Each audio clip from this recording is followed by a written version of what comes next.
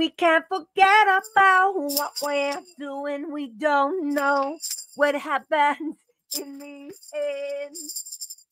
But I do know one thing. I'll keep on learning and loving. Learning and loving with you, you and you. Oh, am I stuck in the TV? Oh. All right, chat. While everybody's loading in and coming in, I'm going to keep you in the screen. I'm going to put on some cute Christmas lipstick. I'll be back in 1 minute. We're going to be hitting this live stream.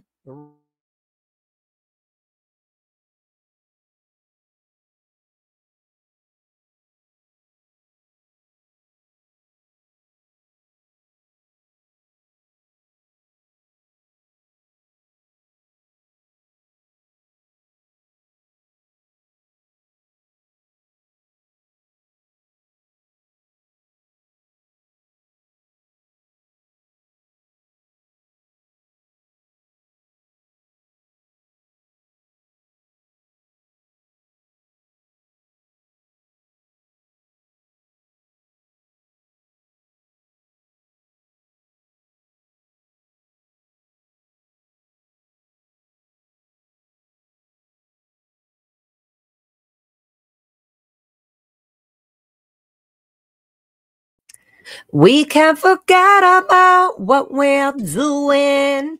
Welcome, everybody. Hello. It's been a long time since we've been doing this, where we up in my little studio. I get to play with my little TV screens here. Get to pretend that we're stuck in a TV. Oh, there we go. Woo. Got us out, guys. Voices can. All right, I'm so excited for this because I know that you guys all know that I love chatting with my friend Liz Ferris, because me and Liz Ferris have our own way of talking and chirping and speaking about everything and still having love and support and everything for everything and talking about the childhood. And then chat gets to keep us on point. And anytime I'm like, where was I, guys? What was I saying? You guys like, you were talking about blah, blah, blah. And that's amazing. So we're going to keep doing that. Please help me all welcome my beautiful, one of my dear best friends, Liz Ferris. Hi. Thank you so much. Round of applause. The goes wild. I need one of those. Yeah, I need one of Nora's fake clap machines. Right? Where you're like, I mean, all we would have to do is record the inside of 1994 or 1998 or 6 New Year's event. Hip hip hooray, hip hip. Where it's like, okay, hold on. We got to talk about that right there. Okay. First time hearing hip hip hooray that was not from our childhood, because again, it was hip hip hooray. Hip hip. Right. Hooray. The leader, whoever, somebody saying hip hip, and then the crowd or the audience is going, hooray, right? And you're saying you heard this before even entering into the realm of the idea of Scientology? No, I heard it growing up throughout Scientology. All the time. You mean like the hip hip hooray to LRH? I heard it the other day at a restaurant. Hip hip hooray. Wow, and it wasn't a joke? It was a real... No, because I was thinking, oh my God, we got Scientologists here. Like, hold on, I got to go talk to you. And Carrie had to tell me, that's not just a Scientology thing. People do that all the time. Sorry, Summer Savage, you saying sound issues? What are you talking about? Summer Savage. Do you hear everything fine, Liz? I hear everything great. I hear you great. How is everybody else doing? Hip hip hooray has been around forever. I feel like everybody else can hear. Doctor Who, Heather, you can hear us good? It's probably Summer Savage just trying to fuck us up again. Right? Yeah. He's trying to get us to savage each other. No, I'm about to put this chick on blast right here. You getting on blast, Savage. You are getting savage. It must have been my earbuds. Savage. No, not okay. Because if you're telling me the sound is bad in the chat, without checking your earbuds, I'm going to rely on your word. If you are my moderator, okay, look at me calling this motherfucking bitch out. I'll be savaging the savage. Okay, anyways, continue. I love you. Sound is good. Everything. Yep. Okay, good. Gina says sound. Yeah, so okay, it's been around forever and a day.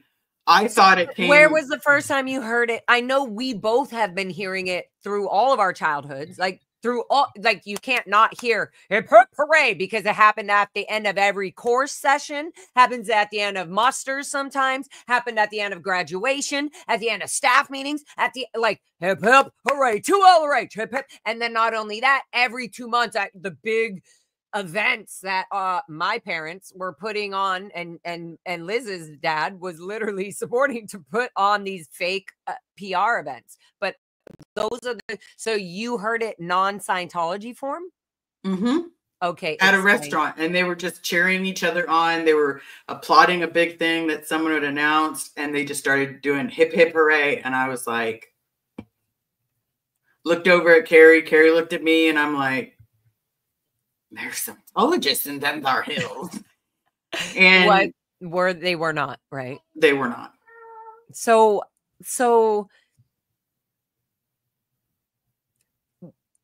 what do we do about these little triggers? You know, like what, and that's not a trigger. Key trigger number one, do not join in. You're like, come on, guys, you can do better. Hip, you can be spellier. Let's go. Let's hip hip. Gotta be louder than that. Tone 40, everybody. Tone 40. That is glib. Yeah. That is definite lower conditions. You're not even doing it right. Out PR. You're really setting a bad example for all of Scientology. Right. And it's all your fault. What did you do to pull this in? You're creating it. It's not even like your PTS anymore. You're becoming a suppressive slowly. I mean, just we could see it in your physical actions, Liz. Yep. Yeah. But yeah, finding that out it happens all the time. And so then you were like, they're all Scientologists. We're in a Scientology restaurant, but they were like, was it who was it that told? Was it Carrie telling you? No, it's normal. Okay, yeah, it's simple things where you're just like in a relationship and you're like, oh my god, like literally, that one answer of that happening at that time made me understand. Oh, that right there was a Scientology thing that I had no idea. I would have never known had I not lived my own life, you know, figuring shit out. Mm-hmm. Okay, good. So, hi guys. Hi chat. Look at how cute. You see everybody in chat so far right now, Liz? I do. I see Nash. I see Nanya Business, Haggis Basher, DT. I saw the amazing Pearl Snappy. Yes, honey. I love Doctor Who Heather and Summer Savage. Don't you normally click up on all these people's and stuff when you're doing that? You're I normally go through everyone's names. Do it. I want you to do it kind of how you do it as well. I like that. I like when we mix our stuff a bit. Well, I can't click on anything, but what we can do. Okay. Can Doctor Who Heather or somebody like pull some of these things up? We got only if you sign them in the back. Okay, what about this? Member for 6 months. That must be you, Liz, because Alicia is a golden G in my book, but I haven't had memberships for 6 months, so that must be you. It's very possible. Thank you so much. Welcome to the family.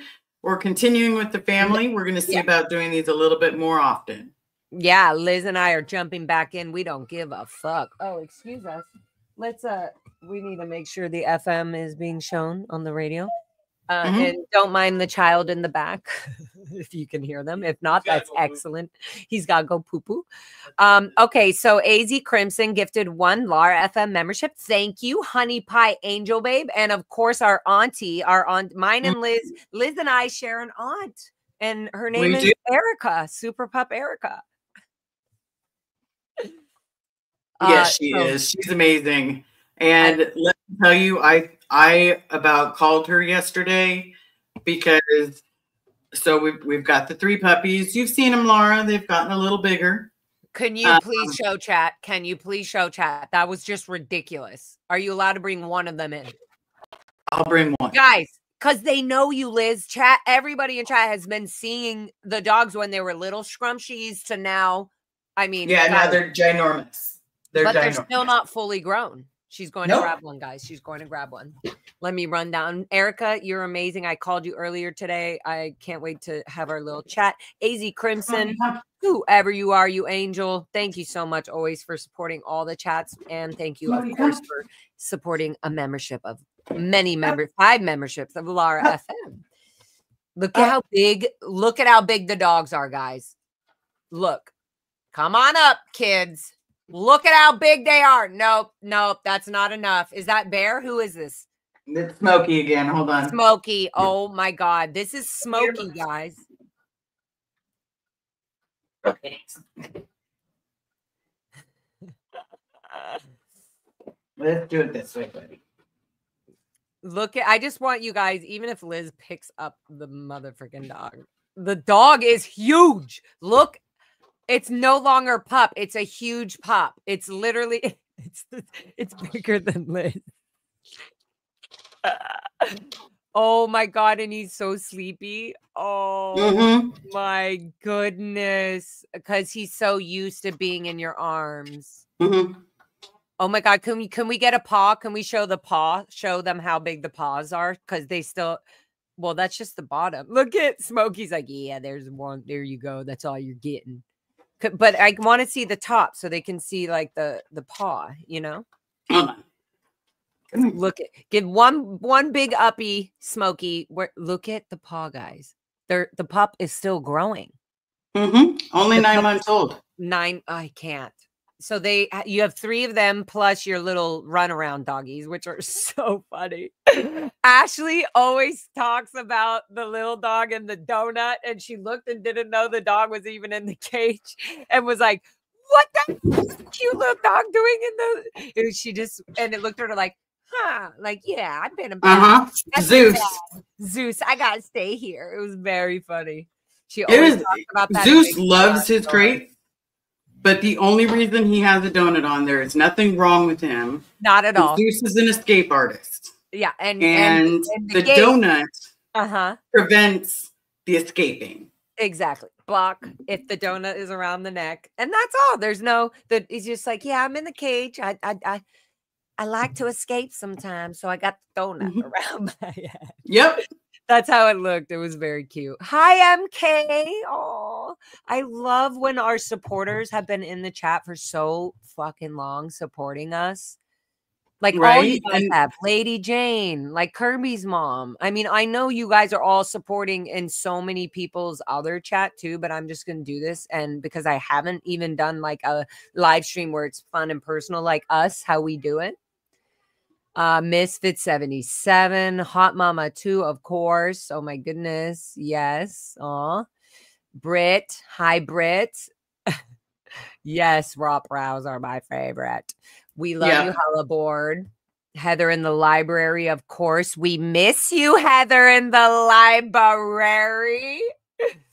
Okay, any more shout outs? If there's more shout outs, West Coast Fancy Nancy. Oh my goodness, what am I doing with my life? Hi, West Coast baby. Will's pickle jar. That's hilarious. I have not 52. Where is DOA's bullhorn? Yes, where is DOA's bullhorn? Hi, Rika baby. Rika baby. You're gonna do a great grand old year, Rika baby. You're kind of such a sweetie pie, dear. Ooh ah, ooh ah. Okay, anyways, she needed that. I know she needed that. She loved it. Thank you. GM Flower, Gina Freya, Avila, you guys, from a poet, Brian, y'all have all been here. Scientology crimes. This is great. Yes, of course. Oops, sorry. Almost blocked you. She's in a mood. I'm in a little sassy mood, and I had a bunny. Yeah, I'm gonna keep that right there. We both in a mood, okay? Okay. We also got a degraded daughter in the house. A huge degraded daughter. I think she's the ultimate degraded daughter. I mean, from beyond all of us, the ultimate degraded daughter right there. She just gets along with everybody somehow, and yet still is like just a degraded daughter, you know? She's just a real cutie pie degraded little SP babe. So degraded daughter with your goldenrod status. There you go. We love you. Yes, NYC girl. Oops, sorry, Bob. There you go. What kind of dogs, Liz? So it is Roddy. 50% Roddy and like Heinz 57, but mainly setter. So that's where their bigness is coming from. And they got a little bit of Pyrenees in them. There you go. So if you know all about dogs, then you know. Yep. All the usual suspects. Of course, some of them, you know, some of them aren't always in the chat. And we know you be, it's nice to get everybody to Bon Jovi crazy. Of course, you. Hello. Hello. All right, hippie chick 69. Exactly. You guys are cutie pie angel babes. Okay, good. Kirby's. Aw, cutie pie. Okay, so Liz Arunskis. Isn't it fun? Liz, isn't this fun? It is. I feel it like, is a joyous occasion. Is there anything that you want to, is there anything you'd like to say or ask before I start this session? PTSD striking in. So before every auditing session or before any kind of interview or process that they were going to be auditing you, it would either be, I'm not auditing you.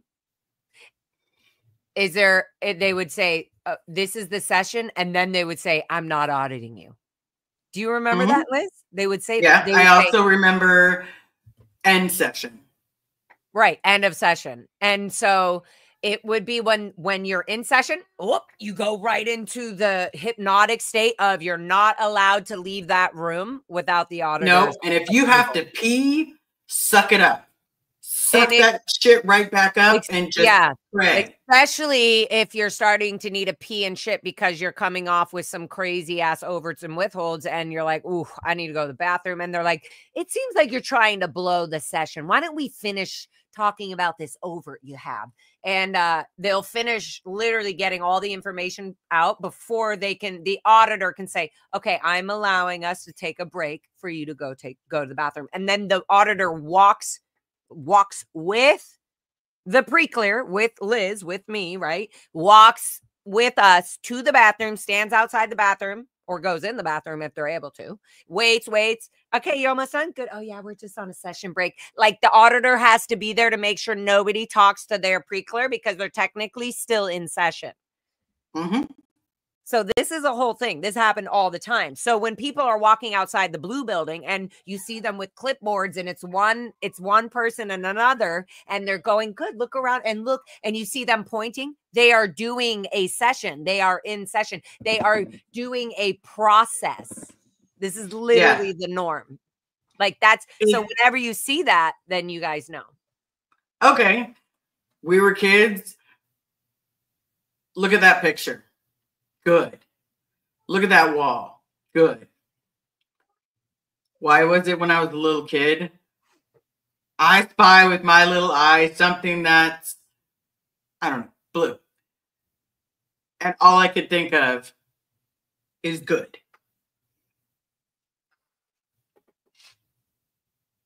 And recall a time. Yeah, literally. And then the only time that you actually enjoy having a memory, like enjoying a memory, becomes when you're fucking in session. Like you're the only time you're allowed to fully remember a memory is when you're in session. Otherwise, when you're not in session, if you're on post, if you're doing anything, if you're being a child, not being a child, you're not allowed to have case on post. You're always on post. In the Sea Org, you sign a billion-year contract. So me and Liz signed them when we were children. We signed them when we were older. Older meaning older children. I mean, I'm still a child. I felt but at old. the same time, like I know when I first signed it, I was so proud that I wrote Liz Ferris. Me too. And I was like, I was so proud. I was jived. I was like, my mom's going to be mad that I signed it Liz. And I thought I was the coolest person on the planet, not realizing, oh, I'm 8 years old. Shit. And you're still not realizing you're 8 years old at that time. No. In fact, in a child's mind, when they're signing, just for y'all out there in the outside world, when you're signing a billion-year contract at 4 years old, this is for me specifically, 4 years old, 8 years old, and then 13 years old again before I was shipped off to Clearwater, Florida, you literally are continued not only by auditing at this point and not only by forced training and forced messed work, as they would call it, forced labor, forced everything. At what point are you supposed to then go, this contract I'm signing at 8 years old or 10 years old or 13 years old is not, okay, Liz, let's take this into reality. Okay, let's see. So we have all the execs and the adults that are surrounding us going, oh, we're so proud of you, right? You're there at, let's say, even 10 years old. You're there signing the contract. Okay. If this were to be legal, this would mean that this child at this age is saying, I am dedicating my 80-year-old life, 100-year-old life that I'm going to have, or 100, whatever, maybe we'll live to 150. And like, on what level has somebody already been brainwashed so deeply that they already think that signing something like this is normal? That's what I'm trying to get to. At 10 years old, your mind is actually already been constructed to think that this thing you're signing is actually so fucking valid. It's actually putting stress on the child as they're signing it. They feel like, oh my God, oh my God. It's not a video game that the kid is being excited to sign for. It's not that. It's not an iPhone. It's not the new generational behavior. We're really going, oh my God, at 8 years old, I'm going to war. I'm literally signing up for the military. That's what it fucking is. And it's more than that, because you have to be better than the outside world. You've got to grin and bear it. You've got to sit there, and even if it rubs you wrong and your boss told you to do it, you do it with a smile on your face and just absolutely, or no emotions. Like, literally, if you're fuming and you're fucking pissed, you literally respond with, yes, sir. Like, kind of rude, but like, that's how I was. Like, I was like, how the fuck am I supposed to, like, this is so fucked up.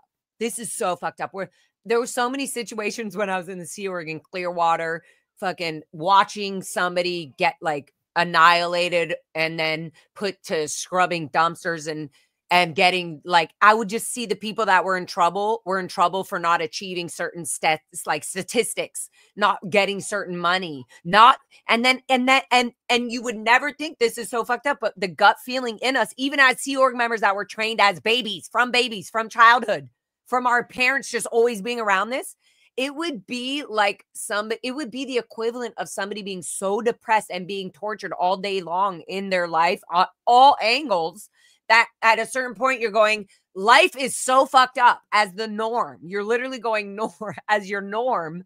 This is the norm. And as a child, you're saying this is so rough. Yeah.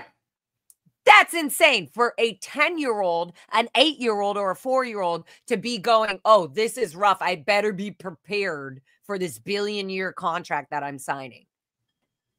Okay, so not to go on a long roll about the contracts, but that is kind of one of the most important key topics that you have felt, I have felt, Serge Delmar, anybody, Miriam, Sina, Catherine, Jason, and there's so many, Blow Drill, there's so many people, Claire Headley, Mark Headley, when they signed that contract, it was a fucking huge deal. Huge. Yeah. Mentally, physically, it was like, okay, I'm giving up the life, and now I've physically decided to join the Sea Org, and fuck myself. Literally, I've literally decided to fuck myself and sign this contract and give Scientology the benefit of the doubt. Go in with full on trust and then get completely fucking screwed. I went in because. So, I mean, you went in because of a lot of things, but how old were you when you're talking about this? How old were you when you're, 16. I can feel you going, oh God, why did I ever do that? But so 16 is so vulnerable. 16 years old is so vulnerable. Hi, honey. You want to say hi to my chat? Can I get a hug? You want a hug? Or do you want to say hi to Foxy? Or do you want to give Foxy a bone? Yeah? Okay. Oh my God, she totally wants you to give her one. I think you can ask Scotty. But so give her that. I went in for a couple reasons, everybody. Sorry. One, I had gotten myself into a predicament where I had given up a child, and you can talk about I had family left. You can and you can talk about that. And if for people who don't know, Liz has talked about this with me and on her own channel, and the videos are all still there, even if Liz hasn't been on YouTube for a minute. Yep, just all her freaking struggles and videos of everything are still all there. She's solid as fuck. I don't like. There was something like, "Is Liz gonna delete her videos?" I was like, "Are you a moron?" No, I just needed a break, as I told everybody. And it's not even that, and you don't need permission. It's literally like they're lucky that they even have the info, right? We were talking about this, actually. We were talking about this earlier, where people kind of get nasty and rude in emails and sort of demanding, and they don't see that they're being rude and demanding in emails when they're even just saying like, "What's up? Are you off the YouTube? Are you not? Like, are you okay? Why aren't you writing any of us back?" Yeah.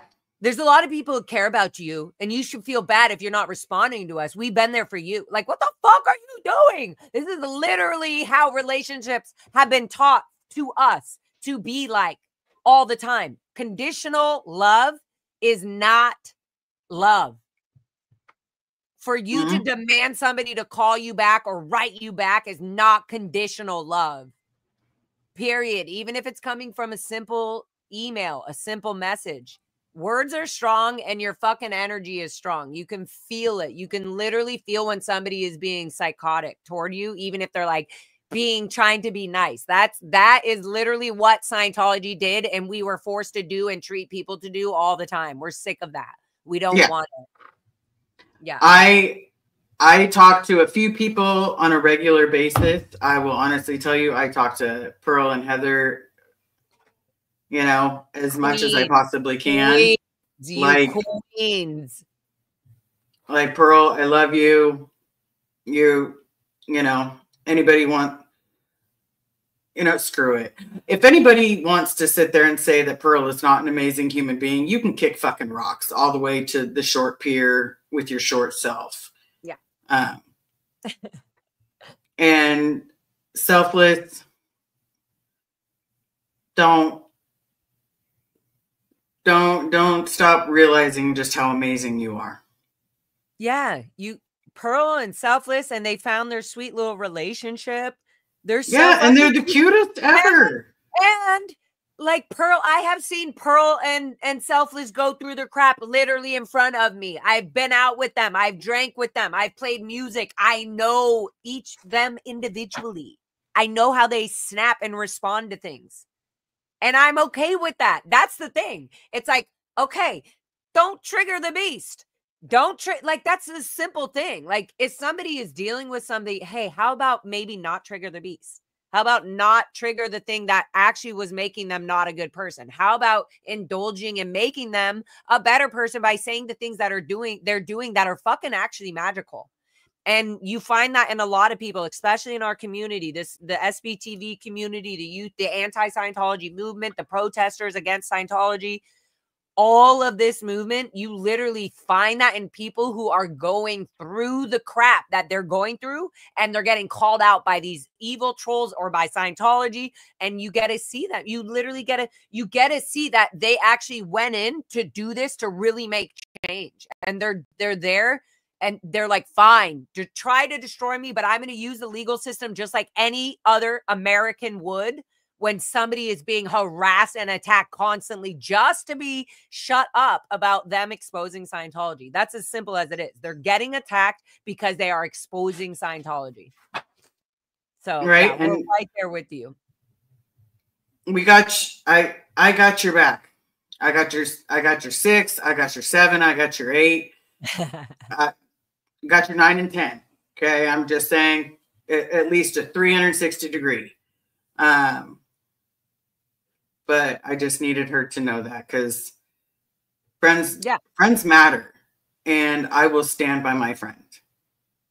Yeah, we all will. You guys are fucking awesome. Thank you. Doesn't matter to you, not to me. For the membership. Kind of like the name. Does it matter to you, not to me? Yeah. The question is, does what? Does what matter? And maybe certain things do matter that should be talked about. Does it matter to you, not to me?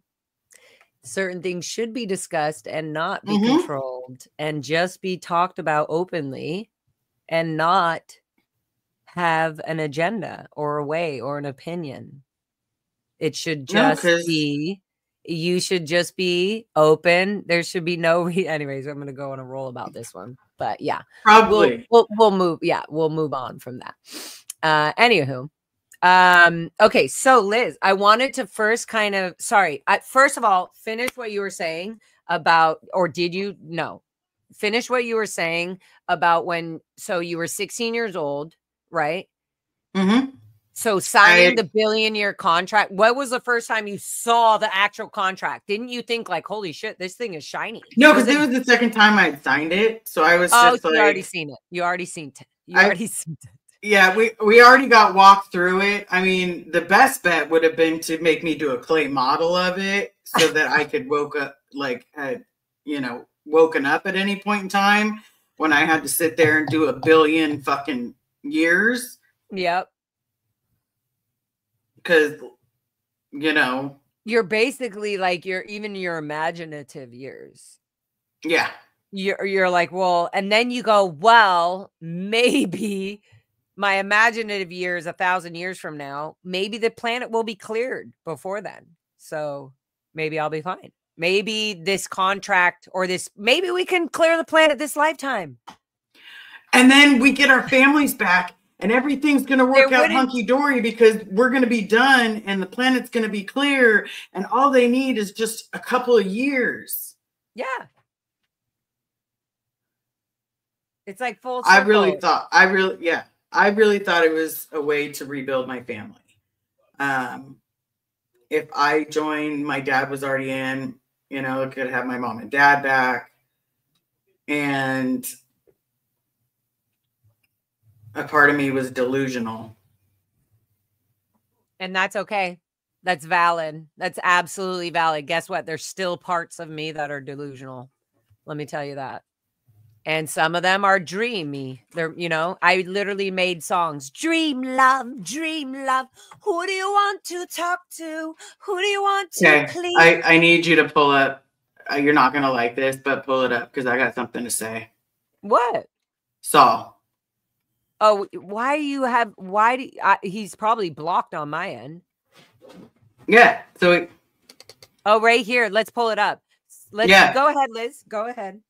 Rip at it. Okay. Good men.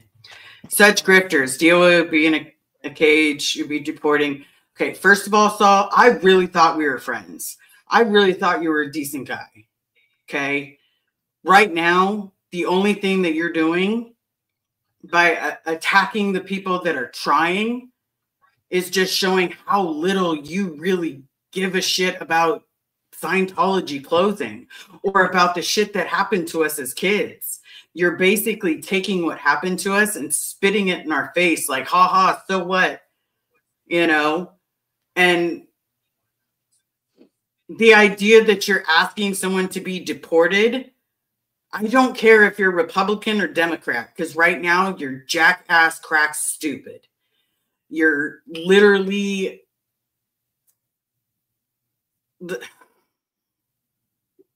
grow the fuck up. I think the main thing too, Liz, is that like somebody's going to go out of their way now to do this, Sal. That's what you're actually fucking doing for the last 6 months. Just like going after people that don't make you happy. And the fucked up thing is anybody can change. Anybody in this world can change in 1 second and say, all right, I'm not fucking doing that anymore. That's it. But you're not doing that. It's like you're holding this fucking long ass grudge, Sal. And you can always say, well, they did this and they stop. Literally stop. You've done so many fucked up things that you need to stop. Like just stop and start being a better person and stop being fucking racist and stop doing this shit. Be clear about what you're saying. Be open about what you're saying, but then fix it. If somebody says, hey, buddy, that sounds racist, ask yourself why. Ask them, why is that racist? Please tell me. And then say, wow, I don't know what it is. It's just like, I feel like you're wasting your energy instead of just checking in and fixing and like working on what could be better in yourself. You're spending that energy to fucking deny and deflect and be so negative, which was never the intention of anybody in the protesting, anybody in the anti-protesting shit. I'm sure everybody was always like, fuck Scientology. No, let's like expose it, whatever. This is not okay. This will never fucking be okay. And for you to make accounts to attack Scott, to attack Sandra, to attack anybody, that is not the kind of people we ever want protesting Scientology. So go ahead with your fucking shit, man. Go ahead with your shit. But like I will do as much as I can, you will be banned. You will be banned from all of these chats, and you will be banned right now. So everybody say goodbye to Saul until he decides to be a fucking better person and change his actual life around. Until then, bye-bye, princess. Have a good time doing jack shit. Until then, ban and goodbye. Summer, can you ban and goodbye, or do I have to do it? Or whoever needs to ban and goodbye, just ban and goodbye. Yeah. Period. That's what I was going to say about it. Like, stop fucking wasting your time attacking other people that does literally useless shit just because you are mad at somebody. Yeah. So yeah, that's all I have to say about that. Yeah, so it's on your channel, Liz, by the way, because and that's fine. He can totally pop in. I had a conversation with Pearl. If he did pop in, what was I going to say? I'm not going to be a total tool bag and try to bully him because I think that's what he wants. But Liz, I thought him and I were friends. Liz, the fact that you're even having to be a sweetheart with your sweetheart energy towards somebody who could easily just say, Liz, none of this is your fault at all. None of this. It's me causing fucking shit. You don't need to apologize for nothing, Liz. You're amazing. And Sal should keep supporting you and being amazing and stop being an asshole and disgusting to everybody else. Stop it. And he's using your kindness and your friendship to get back just at everybody else. It's very stupid and sweet at the same time because you're sweet. He can change. He's not changing. He's choosing to be the fucking person he is. So that's all there is to it. Okay, let's move on and forward because we also have, oh my God, these mother effers just, they just gifted more and more memberships. Okay, fine. DT, 1 Liz membership. Thank you, honey bunny. Thank you so much. Anchored Love. Welcome to the family. Welcome to the family. Welcome to Liz family. You guys are lucky you're part of her family because you have an inkling to our beauty and our real true. DT did another one for me. She shared the presents. She did one for you, one for me. Thanks, DT. Nice. I won't ban you anymore. What's going on? Oh, are you guys going to get Ashley? That is so cute. We're having a secret party here. Nobody knows. Thank you. Wow. Look at that. Yep. It's just, okay, it's just a membership type of day. Cause let's be honest. When we started saying we were going to talk about this, we'll talk about our childhood. Yeah. I'll talk about whatever you want to talk about. We can talk about Stan. We can talk about Molly Housen. We could talk about David Housen. Let's do that. Like, so let's start. Let's actually start that now. First, I'm very excited. Liz Gale, if you happen to see this, Liz Gale sent me one of her amazing freaking magic boxes that she makes. Babe, you're going to have to, Scotty, you're going to have to indulge in one of these joints that Liz Gale made herself for me. And look at how beautiful that is. He's working, so he can't hit it right now. But look at how beautiful that is. Liz Gale literally, here, babe, take it for you for later. Because she gave me look, it's the whole thing. Oh, nice. That's for you from Liz Gale. Oh, there's no weed in it. It's weed. Babe, it's all weed. There's no weed in it. Oh. You have to roll why, it. Guys. Liz Gale, where's the weed? Okay, well, here you go. I don't want that. But isn't that cool paper? Guys, this is so classy. Like, I should maybe save these for when I'm like on stage doing my performance and in my world of art. Anyways, okay. We're getting sidetracked here. Well, then let's continue getting sidetracked because who cares? Okay. Okay. How was your Christmas? Christmas was so sweet and beautiful. I had a cute little hang with Jen and her son and Scotty. We literally did our own cute little hang because I had to work Christmas Day. So, and I always do. The thing is, I'm always working. And it's so cute being in a relationship that I'm like, oh, I get to do fun things with, because now I get to be like, babe, what are you doing for New Year's? I get to ask him, like, what do you want to do? Do you want to do anything? Because if you don't, that's totally fine too, because I'm used to not doing anything. Like, and it's so fun where it's actually enjoyable now. And I don't sit there thinking like, oh, I'm at Christmas with somebody else's family, and it's making me remind me of the family I didn't have. Yeah. It's even no matter how nice and sweet they are, you know? Anyway, so that was really fun and very sweet and cuddly and cute and not like anything stressful. That was very sweet. What about you? What do you guys do? We made 2 turkeys. Carrie cooks a Jenny O, which found out what a Jenny O was. Isn't she a cook, or what's a Jenny O? It's like a frozen turkey that you're just basting again and again. Because it's cheating. It's like a cheating turkey. Yeah, it's like a cheat turkey. Okay, well, also for Thanksgiving, I went to Michael and Serge's, and Michael makes the most juiciest, delicious turkey. I just couldn't believe it. Liz, Serge posted it. I had like no makeup, and I don't give a crap. I love when I look like a perfect little unscrubbed, unmakeup human. But I was so unmakeup, so comfortable, and Michael and Serge is standing right there, and he's just like taking cute pictures because I just walked in, you know, and I'm like, hi, oh my God, hi, blah, blah. And then Michael is like sitting there cutting like slices of the turkey and dropping it into this like art, like kind of the marinated soupy stuff that just like juice that, you know. And as he cuts it, though, he just gives me a slice without even dipping it. And he was like, just try it plain. And I put it in my mouth, and Serge happened to just be taking pictures. There's a picture of me where I'm like, I put it in my mouth, and I'm like, oh my God. I was like, is this how turkey is supposed to taste? It's supposed to be juicy and not dry.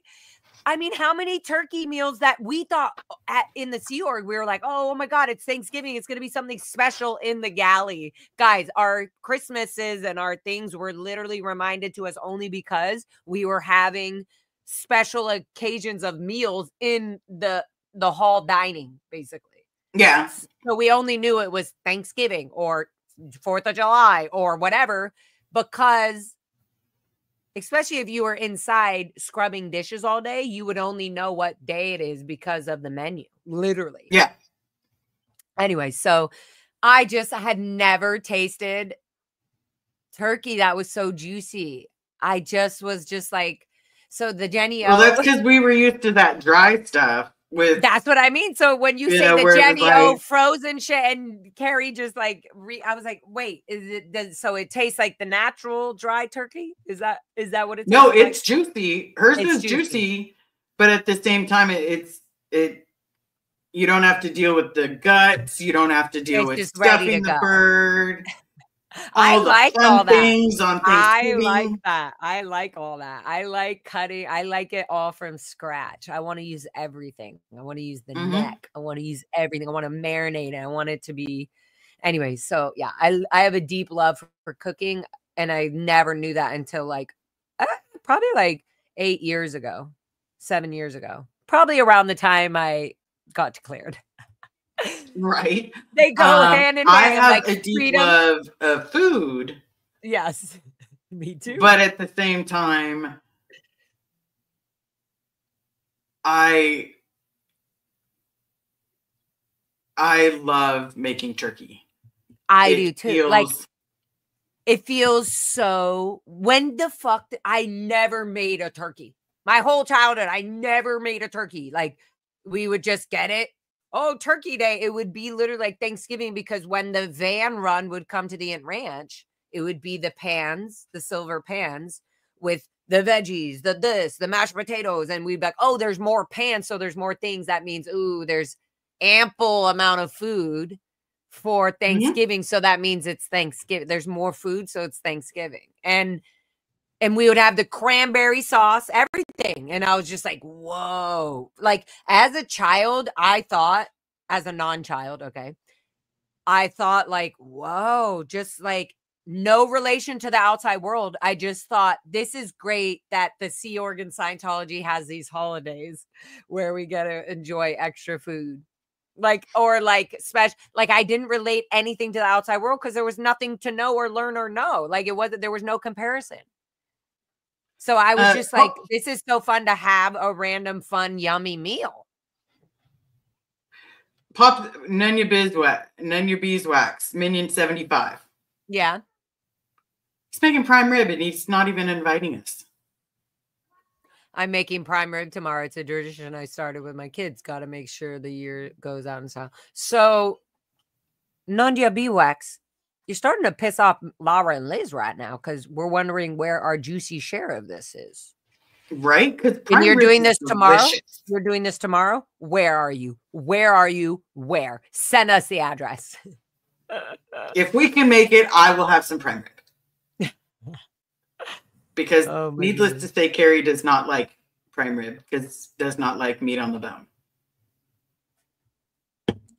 Okay, so that was my Christmas. How was yours? You had fun.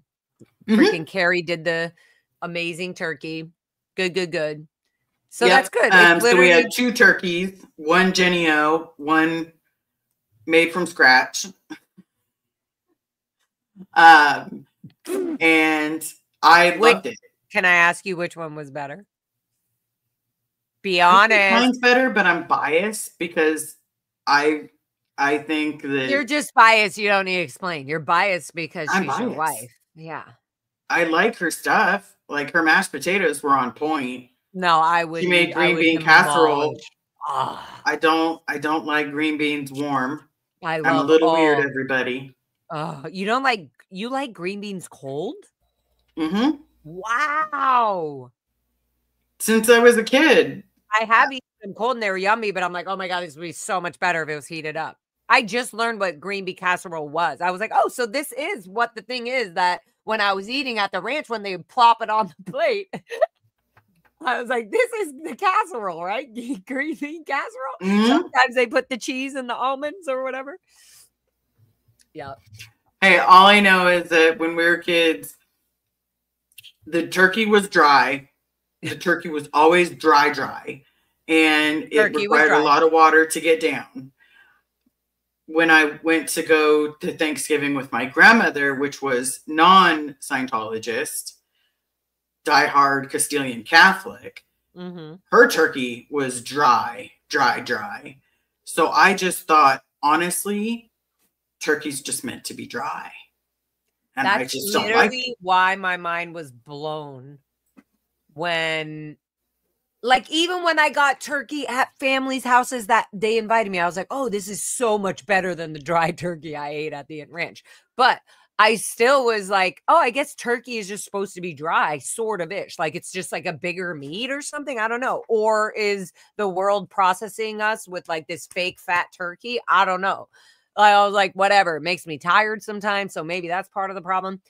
And then I always remember like dripping the turkey in the juices of whatever was given to me on the plate, like just to make it less dry. So yeah. And so when I ate, anyways, it was really good. It was awesome. The Christmas, everything's been good.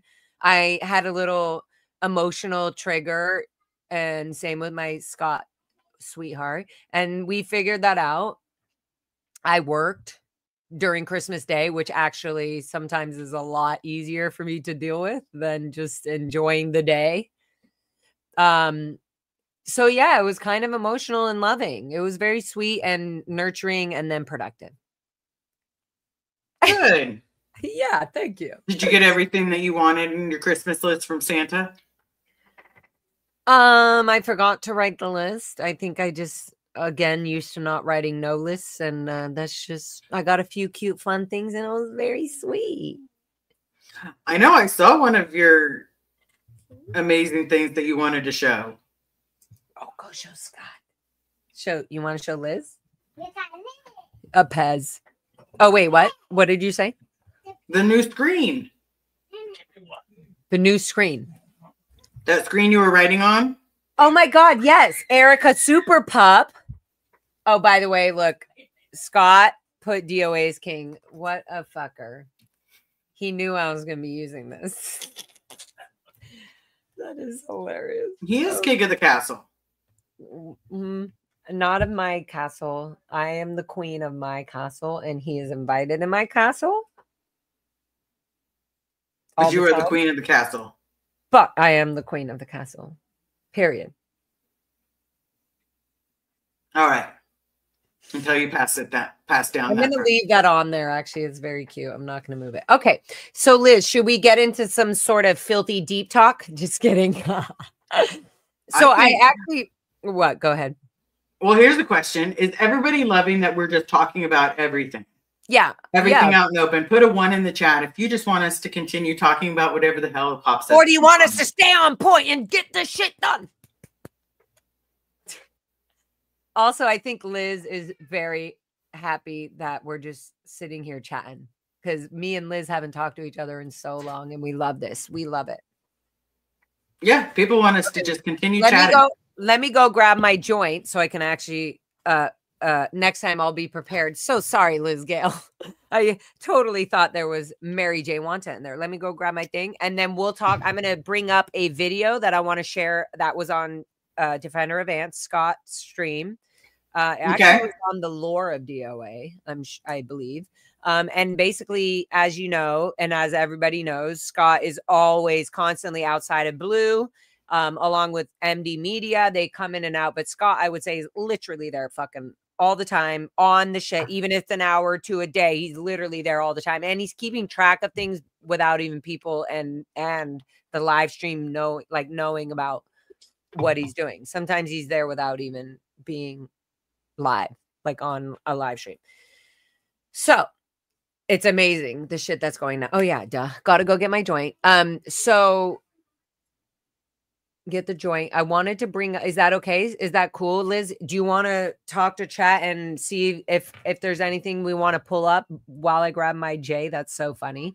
But also before we're going to dive into the video that DOA had and Matt MD Media, where a guy came out and was annoyed and like started to film DOA before he even he obviously Scott's out there with his live stream, so he's watching him, but he was filming him before the clip I'm going to show, and then we'll watch. And it's just interesting for you guys to see even a public position of somebody coming out of the canteen, the cafe from the organization to try to deal with somebody like Scott, thinking that he might have some impingement on Scott, like some sort of like,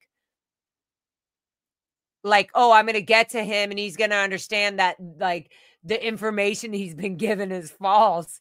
And so now he's going to rip off all these flyers and everything on the van that are saying Scientology is a cult and all this shit. Right. So Yeah, let's get to that. Actually, or do you want to play? I need to get my joint. Okay. Go do that. I'll be right back. Go do that. Okay. So I saw Peter asked for a health update.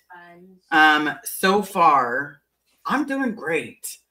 I'm taking my pills like I'm supposed to. I'm working on eating healthier. I'm working on doing a lot more things differently. I'm also looking forward to going to school. I am going to go back to school with Pearl's help. So if anybody wants to say that Pearl's not an amazing human being, you're just going to have to come through me. But I've decided that if I'm not going to go back for becoming a therapist, I'm going to go back and hit nursing. So that way I can help people that were in my predicament when I was a kid. And I can hopefully prevent another person like me. Well, babe, you're amazing. So you don't want to prevent that. Yes, but it took a lot to get me here. Oh, a lot of anger and a lot of mistakes. Yeah. Oh, I should turn my phone off. Yeah, but that's norm. That's norms. That's norms. Okay. So, wait. So were you talking love your about? Face. Yeah. Were you talking about? I love your faces. Someone asked for a health update. Okay, good. So I gave a health update. I'm doing great. I'm still on all the medications, so I still have to be on the blood thinners forever. And, Well, at least you don't have to go in session for 5 hours every day for the rest of your life.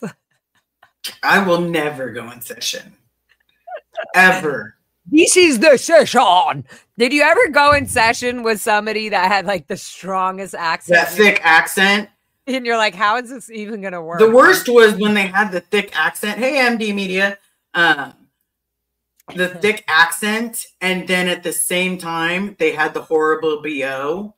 Oh, because they were God. from European. And I'd be trying to understand what they're saying, and you inch closer, and then you smell more, and you're more like, and more. And then they get comfortable, and they're like, oh, let's get more comfortable. No, they always. That was the worst. And then when they tried to talk to you, and they'd be like, what the process, or the what is that right there?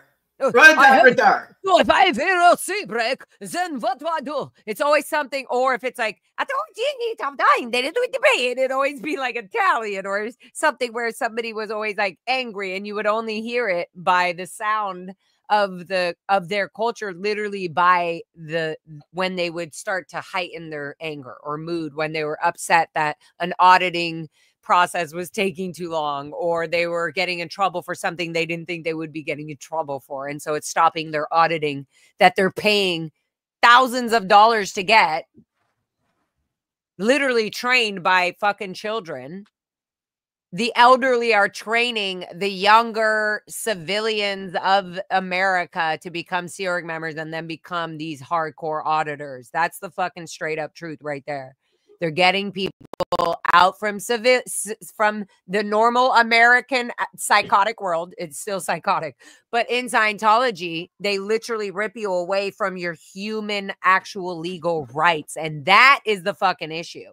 Okay, so on that note, let's bring up, I'm going to share this tab. Let me know if you can see this. Oh, here we go. Add to say, boom. We're going to watch this video of this guy. I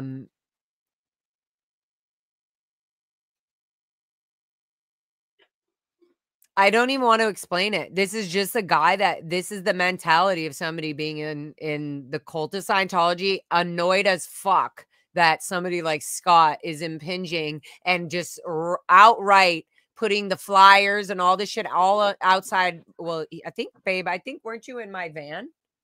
I think he was in my van on this. So my van had like danger, Scientology is a cult. And on the other side, it was like help, sign the petition to revoke Scientology's tax exempt status so that the police, the LAPD can actually save the children. you know, from anyways, things like that. So here's a conversation. This is the norm of a Sea Org member or a public Scientologist. It seems like a public Scientologist. He doesn't seem very well groomed. Yeah, he seems like he's really relying on Scientology to help him. I'm sorry, that's rude to laugh at, but I don't give a fuck. Okay, so here we go. Let's just watch this and we can pause it whenever we need. Okay, Liz? Mm-hmm. Let me know if you can hear it. What's the youngest child that you've had it audit you? 12, 13? 14. What's the youngest child that has audited you?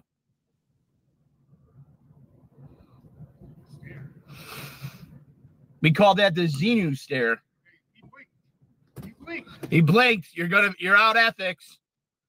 We're gonna report you to your to ethics. Oh yeah. Hi, buddy.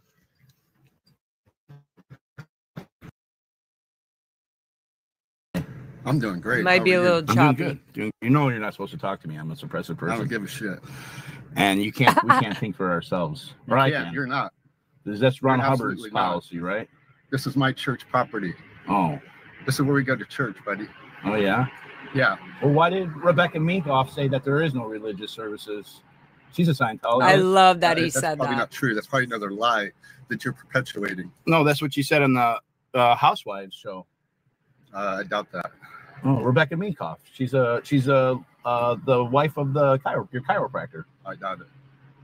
Yeah. I doubt it. Babe, you got it wrong. He's not the wife. It's the daughter of David Minkoff. She might not be a Scientologist anymore. Yeah, that's true. So you're being an asshole, just so you know. Oh, so this is a great place to be. Okay. I want you to know that you're being a total asshole. What great things has it done? This is a great place to be. I want you to know you're being a total asshole. Yeah. Yeah, I could be in the gutter right now or being homeless or something like that, but I'm not. Yeah, I'm a well-protected being. Yeah, I am. Yeah. Well-protected no, being. You're not. I'm just curious, buddy. Just curious. Right. If you're going to be homeless. How are you affording your courses? And also, like, he's judging somebody who he already has believed this guy's in an RV, has false information about Scientology, and is now spending their time in their homeless RV attacking Scientology. And this guy thinks, oh, maybe I have some sort of, input that's going to help this guy. In his eyes, this is my boyfriend, by the way, but in his eyes, this guy thinks there's going to be something that I can say to him where he's going to get it. He's going to be like, hey, from man to man, buddy to buddy, this is my church. Don't fuck with my church. Anyways, yeah, so you can hear it, Liz. He's slowly starting to be like, and watch, it gets worse. He literally acknowledges, guys, at one point, yeah, what's wrong with that? What's wrong with that? When he's talking about children getting auditing and all that. Anyways, I don't want to ruin it and jump ahead. I want you guys to have your own opinions, but here we go. Right, Liz, did you want to say something else, or was that it? No. Okay, sorry. I'm going to back it up a little because I knew that you were just saying that about or being a homeless or something like that. Homeless, exactly. Yeah, I'm a well-productive being. Yeah, I am too. Yeah, I am too. Well, no, you're not. You're not being a well-productive being. Oh, exercising Scott, my First you're Amendment right. This is not exercising your First Amendment right. This is a harassment. Well, the judge thought different. We already went to court for all this. Well, she said this is our public street, probably a public sidewalk. Bot judge or something like that. Well, a bot judge. He said it was probably a bot judge. You guys didn't buy her like Judge Diaz. There you go. I don't know. You guys bought him.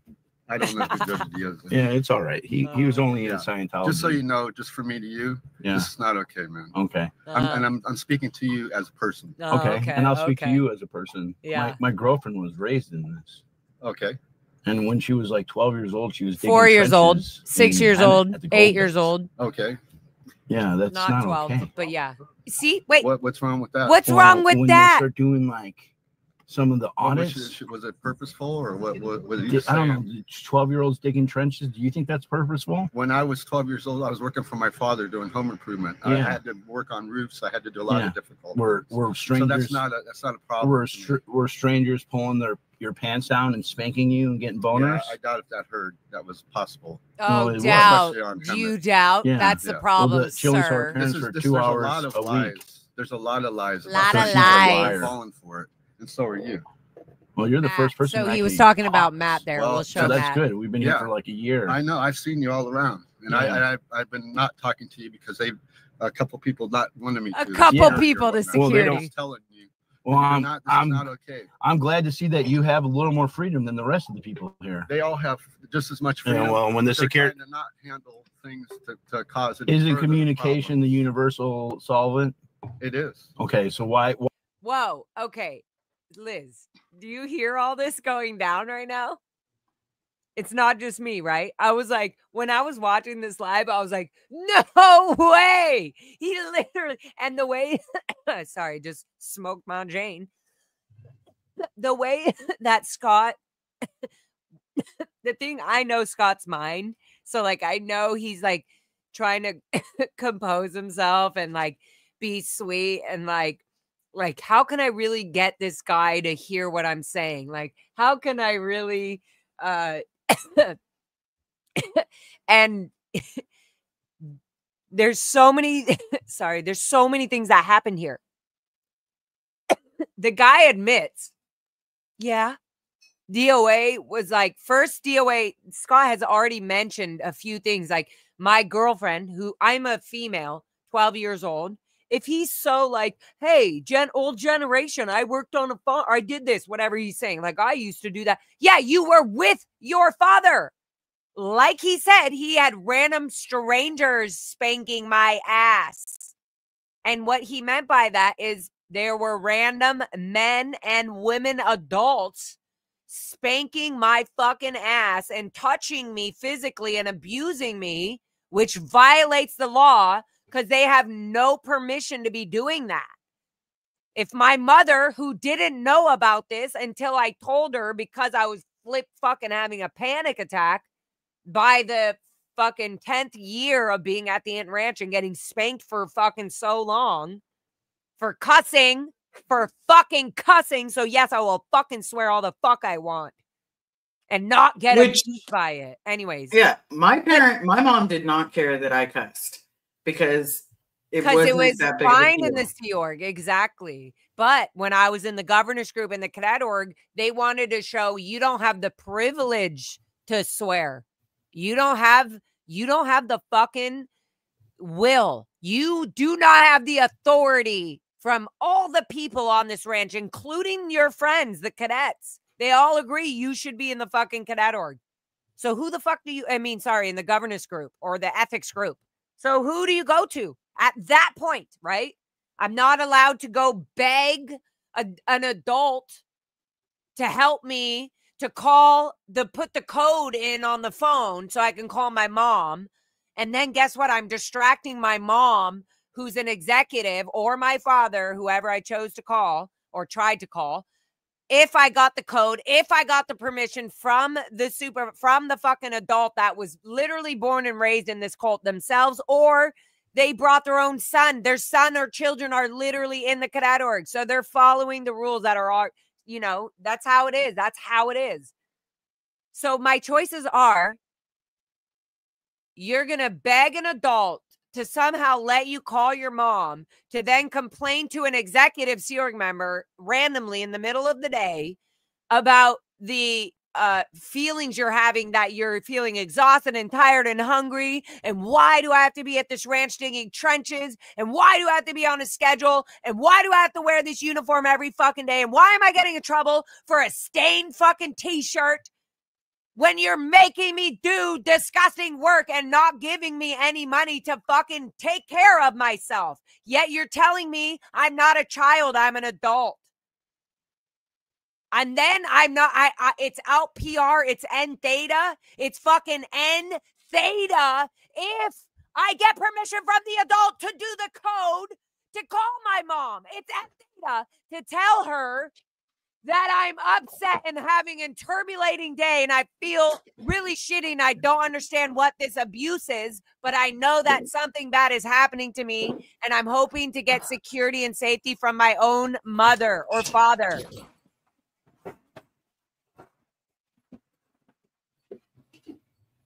Sorry. I know when I get loud, it triggers you. It's just sometimes it's like the adults were doing this to us nonstop. And it's like people are like, why didn't you just call your mom? Yeah. Why didn't you just call your dad? Why didn't you just tell them how you're feeling right then? Because here's the fucking answer. Because you had to happening from them too.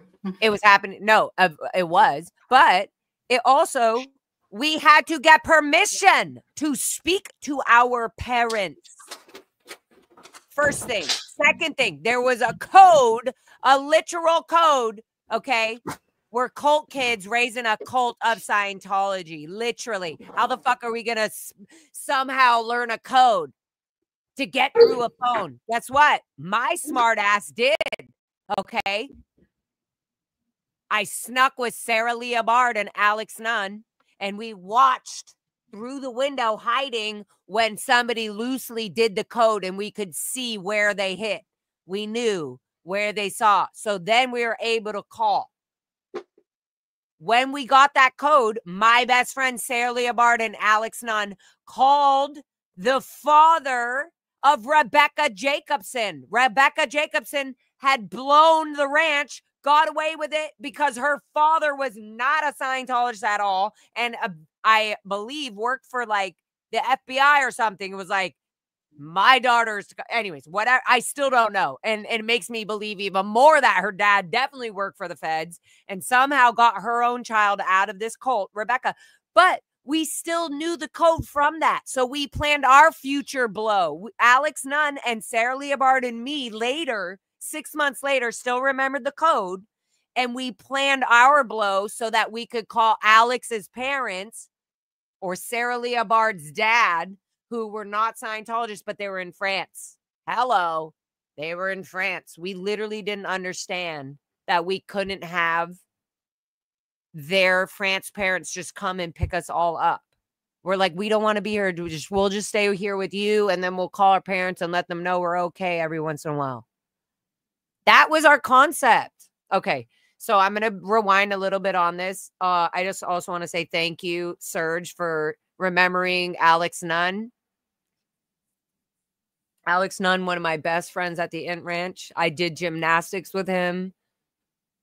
I did everything with him. We were out ethics together. Literally love him. Love him. He's passed away. He took his own life, allegedly or not.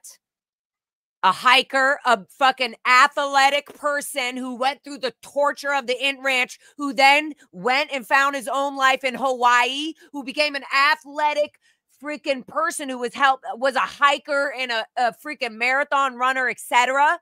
Somehow slipped off a cliff. No, that is not what happened. Lewis Nunn, that's his brother, Lewis Nunn, who is still a hardcore Scientologist, who told me directly, I cannot go sing a song at his funeral because I was a declared SP. He literally fucking told me that on the phone.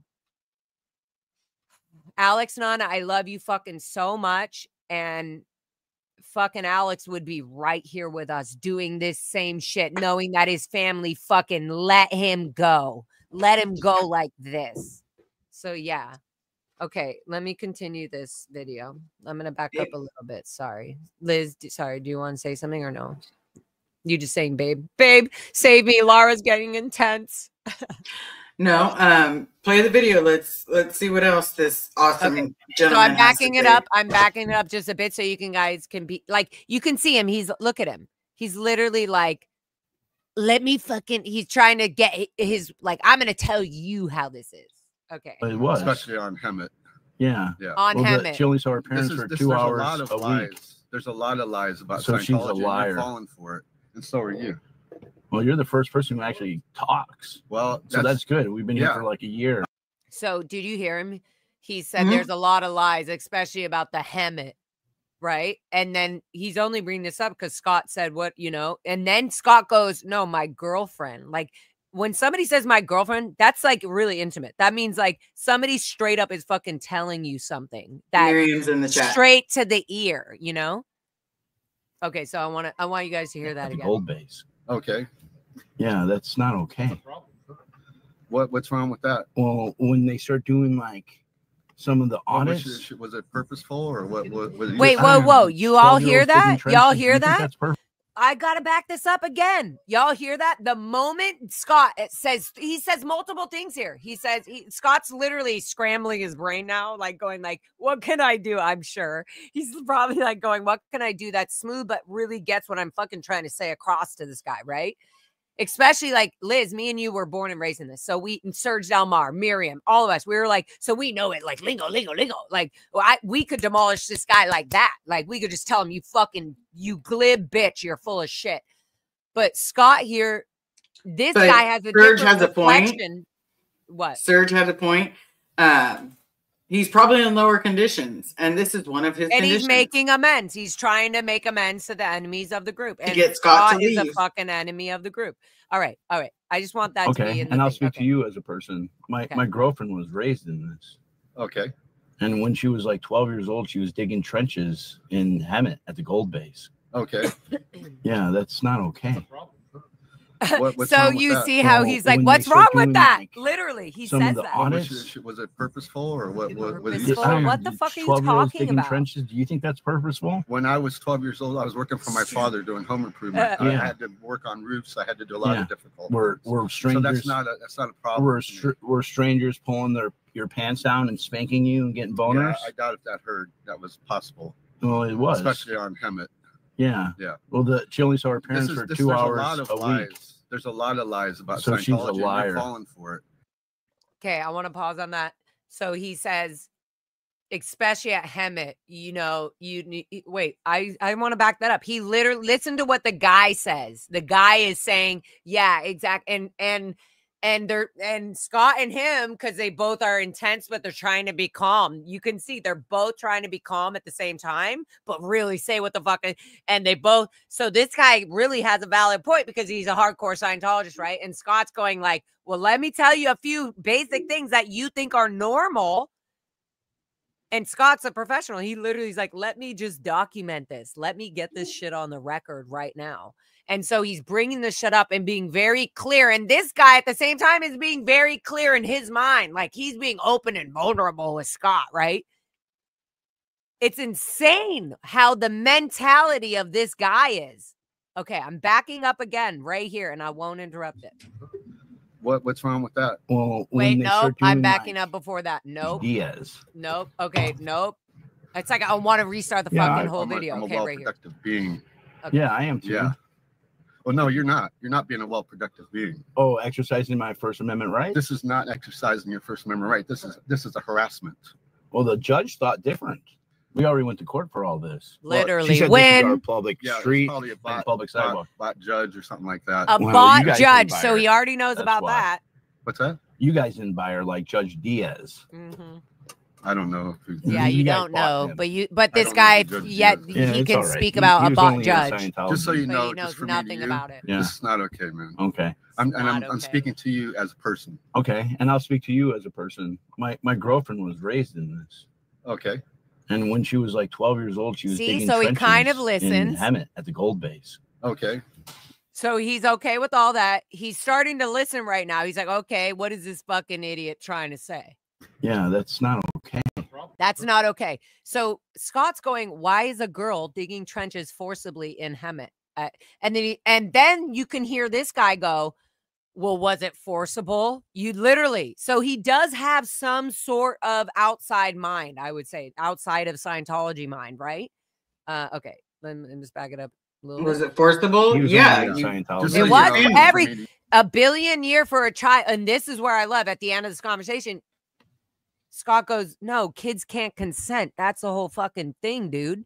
That's the whole thing, is that you've been being trained to believe that kids are so amazing and that they can consent and they can, and that society has been squishing and crushing them. Sure, I'm sure society has squished and suppressed multiple fucking children and multiple generations of multiple things.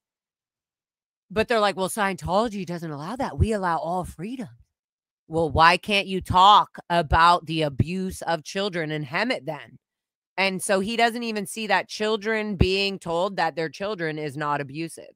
I mean, that they're adults in small bodies is not abusive, because he doesn't understand the programming that he's slowly himself been put through.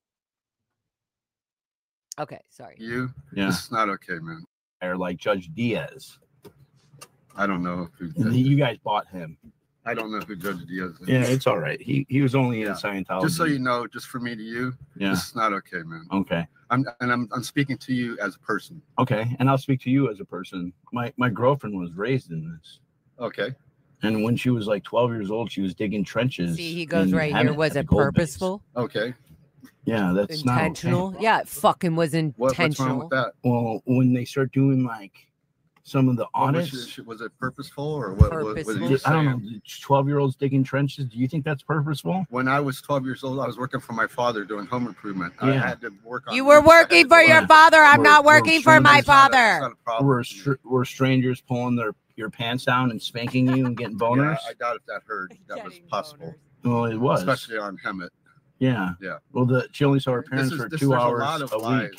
There's a lot of lies. So she's a liar. You're falling for it. And you're falling for it. And so are you. Well, he's talking about Matt. Talks. Well, so that's good. We've been here for like a year. I know. I've seen. Yeah, and like Serge said, he's probably out there because a couple people. He's out here probably having to make amends. And he knows it because even early, you'll see Scott says, well, you're going to get in trouble. You're going to be sent to ethics. And he was like, no, I'm not. Actually, I'm not going to be fucking sent to ethics. And it's so insane that the guy is even responding to DOA's language of Scientology. That's the whole point. Okay. I'm going off topic. Well, not wanting me to. There's security or whatnot. Well, they don't. I'm just telling you. Well, I'm not okay. I'm glad to see that you have a little more freedom than the rest of the people here. They all have just as much freedom. Yeah, well, when the security to not handle things to cause it. Isn't communication the universal solvent? That's a Scientology slang. So why would the security guards go around and tell people not to talk to people? There are certain handlings for shit like this. Yeah, then they do the touch assist with them. Did you hear that? So yeah, the next thing DOA says is just doesn't make sense, but it does make sense to somebody who is looking at this guy as a protester against Scientology that doesn't know what he's talking about. So like he's going, oh, he's like, see, that's what you get. The touch assist is just for physical pain in the body. But what Scott's saying is, yeah, you get them early at like a touch assist or the communication things, and then you fucking bring it further. That's what he was saying. Sir just said we were being abused as kids, made by the auditors of these people as minors underage. So this guy, when he says, I was 12 years old working for my father's on roofs. Pause, bitch. You fucking just associated your life of freedom with Scientology in a year's fucking 30 years later, or 50, 60, however old this fucker is. That, like, what does that have to do with the price of fish in China? Are you dumb? Like, right? Because I'm pretty sure that you didn't get up at 7 o'clock, report for muster, mandatory. And then like your dad didn't whip your ass. Are you talking about that, kind sir? Did your dad whip your belt? Did he pull out the belt and pour ice cold bucket water if you weren't marched in line at 6:30 in the fucking morning? And then and some every 30, 40 minutes, every hour, every minute of your day is scheduled. Was that done to you, sir? Like, this guy's literally comparing something. And you know what pisses me off is this guy knows that he's comparing something that has fucking a totally different thing to do with Scientology. And he's only using it to compare it to have good PR. So yeah, when Serge earlier said, I wonder, or Miriam, whoever said, I wonder if this is something he would do to make up amends. Yes, this is absolutely. And when he said, no, I won't get in trouble, I'm like, oh, well, then maybe he was sent out there to like try to fucking encourage Scott to stop doing what he's doing. But clearly he sucks. Yeah, he's not like all brainwashed idiots. What? I have something to say. Come. I just think it's funny because here, babe, you have to put it in so you can hear them. All right. He said, I have something to say. Okay. The security did not. The next day, I cleared the cafe, and the Odo was on the walkie-talkie. I could hear it from G.I. Jane's security's walkie-talkie. We heard it on your stream too. Yeah, and she said that he specifically said that he didn't know. He said, I don't know who that is, and he appears to be a public. So I don't believe that Scientology sent him out. I could be wrong, but according to security, no, and Scott is 100% right. He's 100% right. What I heard on that radio that day, I was like, oh, they don't even know. They're so focused. Like, this is what's so fucked up. The security guards themselves should know, based on the amount of time they have to be there every single day, and they're literally watching anybody and everybody that's walking in and on the base. I think they're so hyper-focused on the protesters that they almost forget who the regular public is that are coming in and out. And then they were like, oh, he is a public, and he thinks he's going to do something good. He thinks he's going to do something good here and like get this SP off of, whatever. Anyway, so let's continue. Or do you want to say anything else, Liz? I hate interrupting trains of thoughts. You're interrupting trains of thoughts? No, I don't want to interrupt yours. Do you want to add anything more before I keep playing this? Because it gets more and more. And he literally said, okay, yeah, go ahead. What were you going to say? I honestly just think it's some guy thinking that, oh, it disappeared. No, it's okay. I'm a professional now. I think it's honestly some guy thinking that he's going to do his liability formula and talk Scotty into walking away. I mean, at what point anyways, even if you're on the bridge to total freedom, when are you not kind of making amends? You're always having to do something, even if you're like doing good. Even if you're not in ethics, like even if he wasn't sent, even if any of that, he still thinks, wow, I'm going to tone 40 this guy into leaving. And then, no, not even that. Exactly. I know how much Scientology has worked for me because this is the person I am that thinks that kids are fucking adults in small bodies. This is the frame of mind of this guy. Mm-hmm. So let's continue watching. I'm also going to send Serge a link. He wants to jump in with us and we'll continue watching this, but here we go. Let's add. So I'm going to back it up a bit so that people get that frame of mind, Liz. Like, I cannot tell you, I was so shocked that Natalie or Aaron Smith-Levin or any fucking buddy that literally covers protest or anything going down with Scientology. This is the exact video to show the frame of mind of somebody who thinks they're just a casual public trying to tell this protester SP to knock it off. This is really not okay. Kids they're capable as fuck. All right. Anyway, sorry. Okay, here we go. Hey. What's wrong with that? Well, when they start doing like some of the audits, was it purposeful or what are you I don't know. 12-year-olds digging trenches. Do you think that's purposeful? When I was 12 years old, I was working for my father doing home improvement. I had to work on roofs. I had to do a lot of difficult. We're strangers. So that's not a problem. We're strangers pulling your pants down and spanking you and getting boners. Yeah, I doubt if that was possible. Well, it was, especially on Hemet.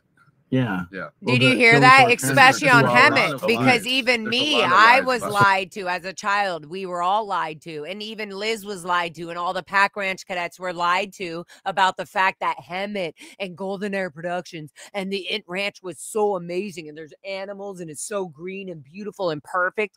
That's literally the pitch.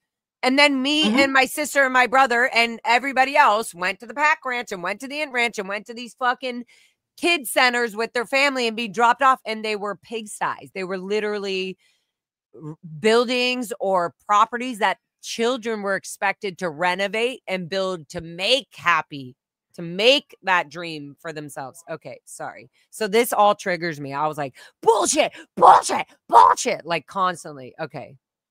Right, Liz? Yep. Okay. I was just like, am I not the only one triggered? On roofs, I had to do a lot of difficult. We're strangers. So that's not a problem. We're strangers pulling your pants down and spanking you and getting boners. Yeah, I doubt if that was possible. Well, it was, especially on Hemet. Yeah. Yeah. Well, she only saw her parents for 2 hours a week. There's a lot of lies about so Scientology. She's a liar. You're falling for it, and so are you. Well, you're the first person who actually talks. Well, so that's good. We've been here for like a year. I know. I've seen you all around. And I've been not talking to you because a couple people not wanted me to. Their security or whatnot. Well, they I'm don't. just telling you. Well, I'm not okay. I'm glad to see that you have a little more freedom than the rest of the people here. They all have just as much freedom. Yeah, well, when the security to not handle things to cause it. Isn't communication the universal solvent? It is. Okay, so why would the security guards go around and tell people not to talk to people? There are certain handlings for shit like this. Yeah, then they do the touch assist with them. There's certain handlings for shit like this. What you're fucking talking about? You don't think it's a problem with children digging trenches that young? I love that Matt literally heard that or something, right? For some strangers. Okay, hold on. Let's pause there. I love that Matt heard that. And he was like, you don't fucking have a problem with children digging trenches. Like he was probably, I bet you Matt was like so irate. Let's go to Matt's thing really quick. Hold on. I think it was this church event. Okay. I think it was this. Yes. Let's share this tab. You sit down and have a conversation. Okay. Yeah. Let's right here. I think this is with you one-on-one one day. You sit down and have a conversation with you. One-on-one. He's talking to the same guy. You guys are getting this? General, just in conversation. Liz, you can hear it? Yeah. Okay. So this is Matt's view of this. With you or anything. I just want to figure it out. I'm trying to see what's going on. Why are you here? Why are you I'm here? Documenting for family. Not at all. I'm documenting families. I'm documenting by Soros. No, I'm documenting families that are looking for families in Scientology. So family members that are looking. Yeah, pretty much. If you show me some credentials, I'll check with my DSA and we'll do it. Well, you want credentials? Yes. I'll tell you my name, Matthew. Who the Moraga. fuck? What the fuck is DSA? I'm I'll check it with my DSA. Doing a documentary? I didn't say I'm doing a documentary.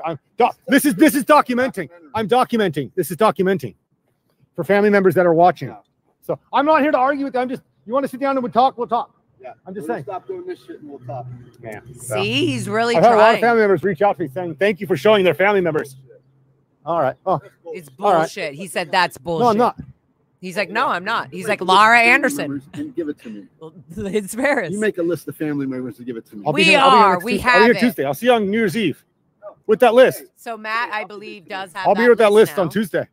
Nice long list. Nice long list. I see you were here earlier. My name's Matthew. You could ask them inside. They know who I am. Bullshit. No, we'll see. I'll be here. I keep my word, my friend. Yep, you do keep Have a your great day, word, sir. Matthew. You're my name's amazing. Matthew Moraga. Moraga. Look it up. Soul, Matt. I'm not hiding anything. Exactly. So there, you have that. I will. All right, let's go back to this. Liz, do you want to say anything on that? I'm proud of Matt. I am too. I literally was like, fuck yeah, Matt. Fuck yeah. Like, go ahead. You want us to come back? You want names? I got names. My name's on that list. Your name's on that list. We have so many friends that are on that list. Of people who literally anybody that's on YouTube talking about Scientology, ex-Scientology members and everything, wrote a book. All on the list. They're all on the list. Catherine Spolino, Jacob Spolino. My brother, I found out through Aaron Smith Levin, his channel, somebody sent me a link saying, isn't this your, actually Scott was like, somebody said, isn't this your brother? And I was like, how did Aaron Smith Levin not know that Jarrett Philip Anderson is my brother? And like, that's insane to me. Like, so let me tell you the fucking facts about my brother, since we're just gonna, now that I know he's actually, my brother was protecting me. Sorry, I'm going to go on a side note here. Let's roll back. Okay, let's roll back to this video. But this is the exact thing I'm talking about. My brother disconnected from me fakely. He told my parents I did. But he said he was in Texas. He had just finished Narconon. He was trying to establish himself and get back onto his feet, you know. Relying on mom and dad, who are in the Sea Org, to help him. They did not help him. They tried, I guess, a little to whatever they could do. So my brother then calls me. He's like, I'm in Texas. And he's like, yeah, mom and dad. And I'm like, okay, well, I love you guys. But I was like, you know, and I would talk to my brother more. I would say, you know, Jared, good. I'm proud of you for being sober, but Narcanon's kind of bougie, bullshit. I was like, it's kind of like pretends to be this bougie, you know, drug rehabilitation for celebrities. It wants to be Malibu. It wants to be so Malibu perfect. Yeah, bitch, you don't have the waves. You go to my live stream, my silent wave live streams. No, you are not in a rehabilitation project force of any kind, and no rehabilitation of any body sort. And no rehabilitation of any narcotic, of nothing. And group separation and cult nothing. if you are literally okay, so my brother calls me and tells me, oh my God. He's like, I'm like, what? He's like, are you by yourself? I'm like he's all fucking panic and weird. And he literally just says, so just so you know, he tells me yesterday, I was called and told I was needed to come into the Texas org. He doesn't live in Texas. He's literally lived since my mother trafficked us from Canada. He's a Canadian citizen. So my brother here is okay. Well, oh my God, it's so much long. It can go so much in so many different directions, but long story longer and shorter. My brother was born and raised in the fucking Sea Org of Scientology. He was born in Canada with my sister when my mother and my father met in the Canadian organization. Okay. Long story short, there's a lot longer stories in between all this. I'm just getting to what I'm trying to say. Brother and sister, my older brother and sister born in Canada because of my mom and dad meeting in the Scientology organization. So they already, their whole lives, my brother and sister are Scientologists. If my mother and father are meeting at this Canadian organization and, oh my God, we're so cute, which they, all their love stories that I heard about, then, you know, they're Jared Anderson and Colleen Anderson as Canadian citizens are already Scientologists. If they're babies of these two people who met in Scientology in the Toronto organization. So from that was already going for many years. And then in 1986, my mother had me. She was 6 months pregnant with me. She got orders by executives. Liz, am I losing you? You're listening? No. Okay. Yes. She got orders by obviously Executive Strata. That's what they call up. I got orders from Executive Strata, Gold Base, David Miscavige, RTC, basically controlling the whole thing. And they did this with not just me and many other children. They did it with Serge Delmar. They were already planning, okay, these are hardcore Scientologists who have donated, or they're going to keep donating money to us and not join the Sea Org. Serge just had parents. Oh my God, Gabe is bringing me a burger. Is this specifically for me? Are you sure? Because I have specific needs. I think it's for me, Gabe. Yeah, I think you bring him to Scotty, and Scotty's going to put mayonnaise and a bunch of stuff on my burger. Babe, can you make it how I like it? And give it to Scotty, baby. Give it to Scotty, and he's going to add stuff. Thank you, honey. Okay, so what was I saying? Sorry. What was I saying? You were saying that. Hold on. I was saying something about CMO, RTC. Yeah, you were talking about. Come on, guys. Chat. Wake up. I don't know. All I'm thinking about right now is the burger. Yes, my brother. Let's talk about my brother. Oh, that's right. And you were saying the disconnection that he said that you disconnected from him, and no. Okay, so my mother. This is right. So my brother and sister are from Canada, legally, like they were born in Canada, but I was born in Hollywood at the Mama Shelter Hotel, Wilcox. It was called the Wilcox. And then later, my brother, my sister, my dad came over. The whole point here is what I'm saying is that when.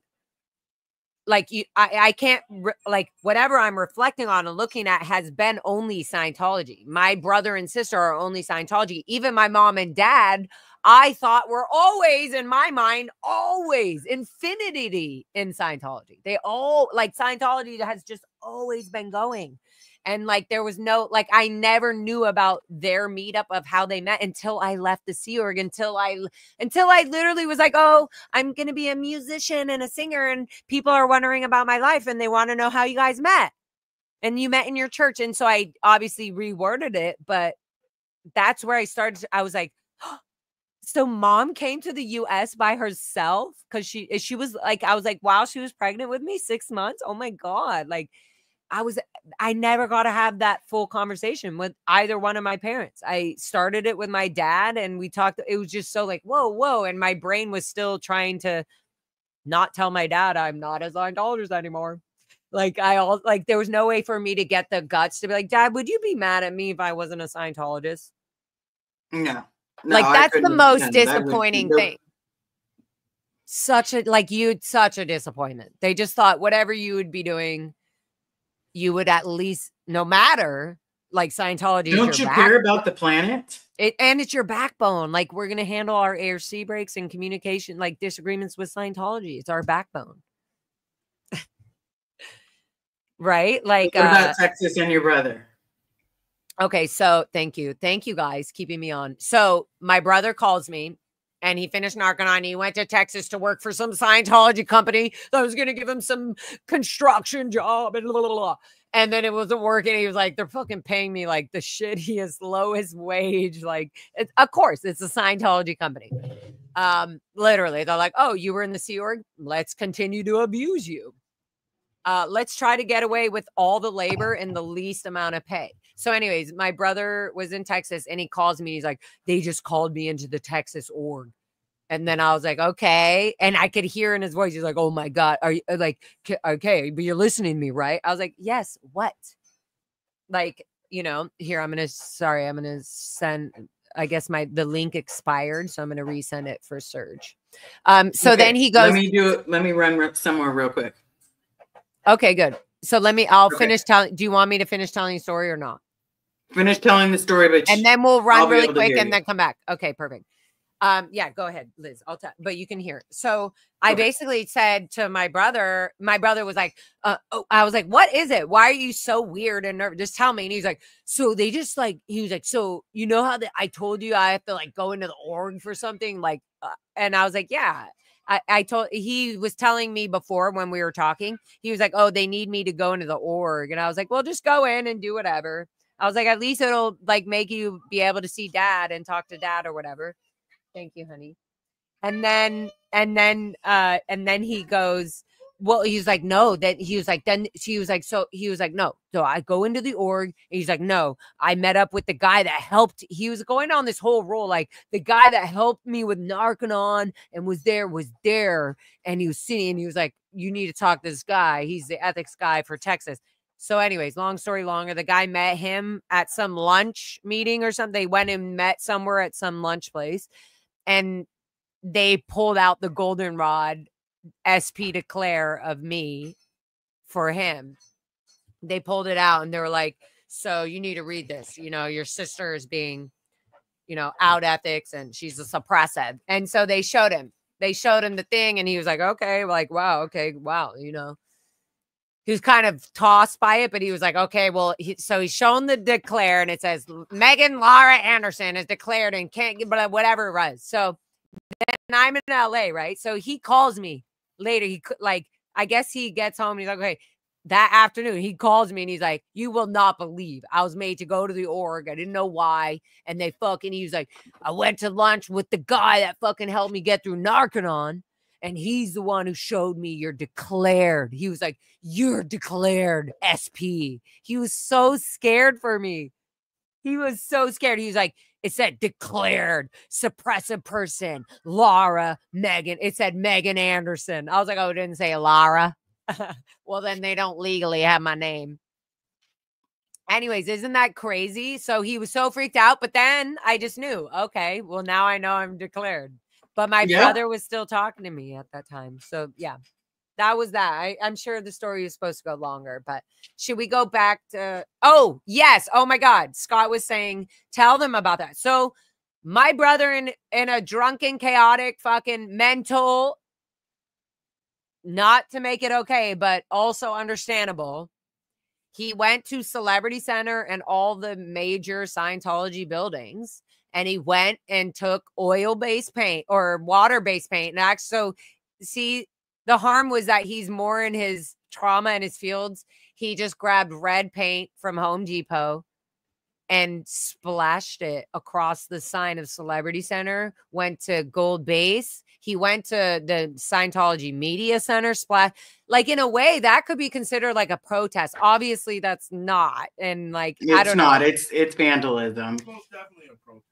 But that was a protest. Like, it's yeah. So anyways, he now is he has felony charges against him for doing that and for attacking a building of spiritual whatever conduct or whatever. So there's so much that OSA and Scientology continues to hold on to the people who are actually trying to clarify and unwind their lives, like as childhood behavior, and for trying to figure this out. They're still in it. They're still making sure, oh, good, now we have control over Jared, my brother, because he did these things. This guy that got brought into America by his own family, by his own mother. Okay, let's see if I sent the link appropriately to Serge. Otherwise, I screwed it up. Let's see. Hopefully, Serge, let me know if you got that. Okay, let's go back to this. Sorry. You ready? Yep. Okay, I'm going to go to, wait. Here we go. Present. Boom. There we go. Share screen. Bam. Oh, why is it not? Oh, here we go. Whoops. There we go.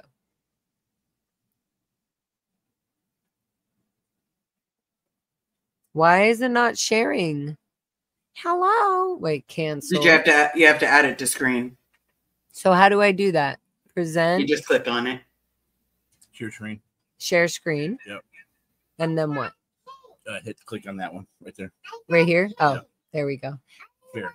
Oh, hold on. I didn't eat my burger yet. Okay, so let's watch this, guys. Okay, so I'm going to back it up a bit, and then I'm going to try to not interrupt it. Good luck. A little more freedom than the rest of the people here. They all have just as much freedom. Yeah, well, when the security, can I get another beer of the kombucha? Isn't communication the universal solvent? It is. Okay, so why would the security guards go around and tell people not to talk to certain people? handlings for shit like this. Yeah, then they do the touch assist with them. That's not. You guys have no idea what you're fucking talking about. You don't think it's a problem? Children digging trenches that young? I worked when I was 12 years old. They worked for some strangers. No, there you go. See, Matt clarified it. It's child labor. I didn't do that. It's child labor. We went to Christian camp and sang Kumbaya. That's what my religion did. We sang Kumbaya. We didn't dig trenches. So what? We didn't dig trenches. There's a little difference. We believe in hard work and production. Yeah, for adults. Yeah. No, for everybody. Yeah, well, even children. Well, not children. Because what happens is kids Bob grow up and they go on welfare Joseph Freeman, banned from my channel forever. Survive off of the state. My girlfriend didn't want to leave because of freeloader debt, which isn't real. What do you mean? Freeloader debt's not real. What is not real about it? It doesn't exist. It doesn't stand up in court. And do you think children should be signing billionaire? You see, this is the problem. The courts, you're talking about people who may not know or understand what certain things are going on. If you get services and training, reasonableness going on, and then you go off staff, you got it for free, then you have to pay that back. Mm. That's the only problem. And then you believe children could be culpable to a billion-year contract? A being can be culpable to a billion-year contract. A being. Yeah. So, like, usually the age of majority in America is 18. So when you sign a non-disclosure agreement, we're not talking about. Well, it's important. Oh, I can't with this guy. You're just. We're not talking about just one. We're talking about Sea Org members. We're not just talking about one life. We're spiritual beings. Yeah. Beings. But that doesn't mean that this? Do you guys hear this? Negotiate a billion-year contract, man. Liz, did you hear that? Mm-hmm. We're spiritual beings. We're spiritual beings. You better not make me say it again. We're people. I'm gonna back it up. This is what he is literally saying out of his mouth. For everybody, yeah, well, even children. Well, not children, because what happens is kids grow up and they go on welfare because they're not able to produce. Well, and then they survive off of this thing. My girlfriend didn't want to leave because of freeloader debt, which isn't real. What do you mean? Freeloader debt's not real. What is not real about it? It doesn't exist. It doesn't stand up in court. And do you think children should be signing billionaire? You see, this is the problem. The courts, you're talking about people who may not know or understand what certain. Okay, right here. This guy, guys, is literally saying right now, certain courts, there's certain people who might not understand. No, guys, this right here. Oh my God, I almost dropped my fucking plate. This right here is what we're talking about. This is legally right here, right fucking here is legally what is going on. This legally is how a Scientologist thinks. And this is the fucking problem right here. I'm going to back it up. Let's look at this again. And what's wrong with that? We sang Kumbaya. We didn't dig trenches. So what? We didn't dig trenches. There's a little difference. We believe in hard work and production. Yeah, for adults. Yeah. No, for everybody. For adults. Children. Well, not children. Because for everybody, even children. Kids grow up and they go on welfare because they're not able to produce. Well, and then they survive off of this thing. My girlfriend didn't want to leave because of freeloader debt, which isn't real. What do you mean? Freeloader debt's not real. What do you mean? What is not real about it? Oh my God. It doesn't stand up in court. And do you think children should be signing billionaire? You see, this is the problem. The courts, you're talking about people who may not know or understand what certain things are going on. If you get services and training in Scientology and then you go off staff, you got it for free, then you have to pay that back. That's the only problem. And then you believe children. So Serge, I just invited Serge here. Thank you. Hi, honey. I love you. I'm so glad you're fucking here. I'm so glad you were able to jump in.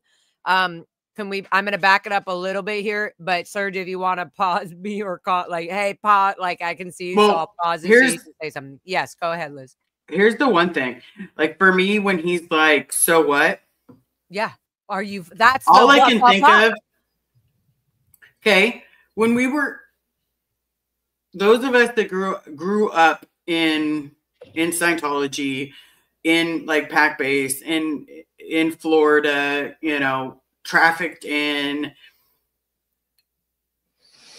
10 years old, 8 years old, 5 years old, 4 years old, 3 years old.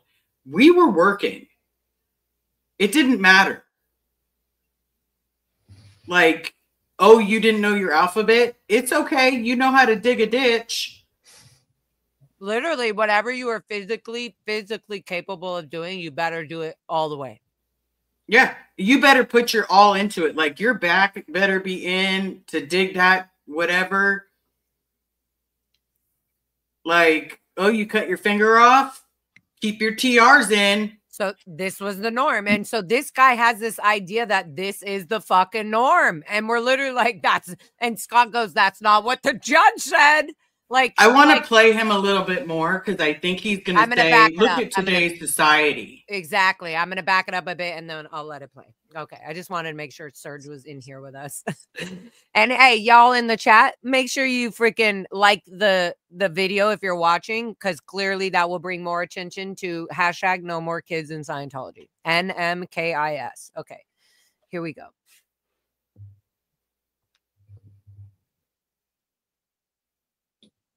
We didn't dig trenches. So what? We didn't dig trenches. There's a little difference. We believe in hard work and production. Yeah, for adults. Yeah. No, for everybody. Yeah, well, even children. Well, not children. Because what happens is kids grow up and they go on welfare because they're not able to produce. Well, and then they survive. Serge, I see you rolling your eyes. I see you rolling your eyes. Well, is this level of cognitive dissonance that keeps coming up with these people? And it's like the fact that they would say with a straight face that the reason that a child would end up in welfare is because they're not exploited as a child. Like that's how they told us as kids. And we had nothing to fight that level of stupidity back with, because they're like, no, you have to produce, you have to work, you have to. you know, all of this so-called sacrifice was supposed to be tantamount to us doing great, except that they were frying our nervous systems. Because they Literally. were imposing their adult, disgusting, deranged ideas that are indefensible. I mean, yes, this man, like walking on eggshells all the time. That's the nervous system of a Sea Org member. Of a child who's but a Sea Org member has been fried, because fried. Again, we were yelled at, screamed at, obscenities, profanities. Like, what type of religious environment needs to use the F word every other word? We were being spoken to like we were prostitutes and they were our pimps, and that's how we were being treated. This is how you talk, and this is what you respond, and this is how you say, and this is our PR if you show this kind of feeling. And it was all sanitized with like, oh, we're very respectable and we're very serious about what we're doing and we're very dedicated. But the dedication was to the exploitation, the indiscriminate systemic exploitation of childhoods, because these people will not come to present time and realize that a child is a child is a child of that age. And no matter what type of delusion you want to wrap it up with, oh, we believe that children can dig trenches, is like. And the fact that he goes, the fact that he's like, well, I was on the roof with my father. You were with your father doing a fucking roofing thing at a home. At a home.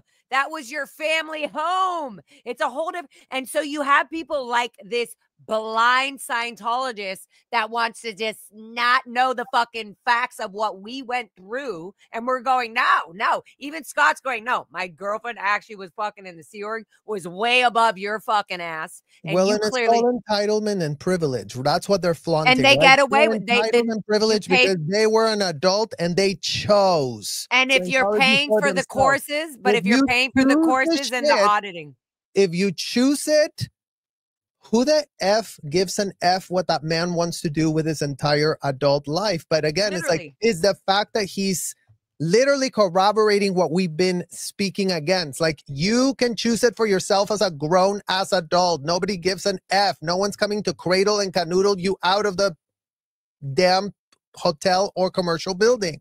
Yep. But we as kids, who we were known that these people were frying our nervous systems, and we're speaking out to prevent the fact that these people get a full-blown pass willy-nilly to treat kids in disgusting, unthinkable, degrading ways that are textbook felonies in the criminal system for the definition of a felony, for the definition of aggravated child abuse. And that's the part that they always want to, you know, have cognitive dissonance about. Well, you are all Scientologists. Clear the definition of a felony. Clear the definition of aggravated child abuse. Find out what Ruby Franke and Jody Hildebrandt, two other women who purported that, you know, throwing garbage religious jargon around and then abusing a child was going to save them from legal consequences. Doesn't matter how many word salad you come up with to normalize the things. It's that simple. Exactly. That's how the law is supposed to work. And that's actually what it works. It's literally how it works. Like, and it's common sense. We're talking about, you know, we're about to get into the year 2025 and there's no common sense to be found because everybody's been like this guy playing dumb because, you know, they know what they're defending is indefensible, but they think that they're so superior and so entitled and they're so special that they get to do it to the kids. Or that like we're so moronic, like we're so such literally degraded beings, like we're such losers, you know, like we don't have the time and place for you. And the way he's talking is kids are adults in small bodies and that's normal. And what the fuck is your issue? He's literally like, what is your issue? I don't get it. You're just negative. You're just being beta. Like this man are a clear and present danger to children. Literally. An adult like that, a man like that could not be left alone with a child because that man, No. how No. is he, No, that man will turn any child into a fucking psychopath or a robot like any other Sea Org member. I had to do a Scientologist. lot of difficult. I had to do a lot of different things on roofs with my Were father. strangers pulling your pants down and spanking you and getting boners? Yeah, I doubt if that was possible. Well, it was. Especially on Hemet. Yeah. Yeah. Well, as if Hemet was so amazing. There's a lot of lies about So Scientology. she's a liar. You're falling for it. And so are you. Well, He's I know, I've seen you all around. And I've been not talking to you because a couple people not wanting me to. There's security or whatnot. Well, they don't. Oh, no. Well, I'm not okay. I'm glad to see that you have a little more freedom than the rest of the people here. They all have just as much freedom. Yeah, well, when the security to not handle things to cause it. Isn't communication the universal solvent? It is. Okay, so why would the security guards go around and tell people not to talk to certain people? handlings for certain handlings for certain with shit like this. That's what he just said. I know I've repeated that a bunch, but like Serge, right? How many times there's certain handlings for this situation? There's certain handlings for this minor. There's certain handlings for this Lisa McPherson case. There's certain handlings for this. It's certain handlings for Lara Megan Anderson when she's a psycho. PAB6 programs. Certain handlings for people in general. They don't separate children and adults. Everything is the same. In fact, every time a child starts breaking down, they go in on these disgusting handlings. And that's the problem, right? Yep. Because it's the problem where you start breaking down, when it starts tearing into your psyche, into your nervous system. You start having the panic attacks that you were having, Laura, where instead of you getting helped, you got told, stop putting problems on your executive mother's lines. And now you're supposed to make sense of what? There was no safety. Because again, this man who's not even a Sea Org member, imagine this is a public, imagine this is the vanilla version of a Scientologist. Like the Sea Org members are hardcore, 100x, the crazy cuckoo, goo goo gaga for L. Ron Hubbard, convicted felon technology outing.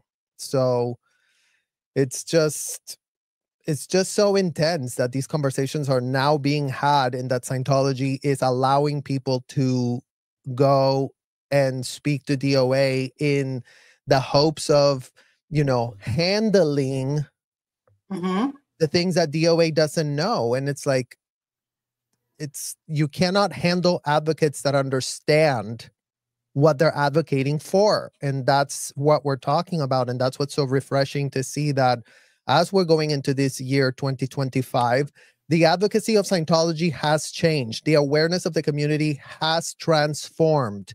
No one is pressed because this man wants to continue going to his disgusting hotel. We're pressed that there's underage children being made available to that man to do his ethics handlings, to do his audits, and to do his disgusting grooming courses that he's all about paying for as a full-blown grown adult man that he is.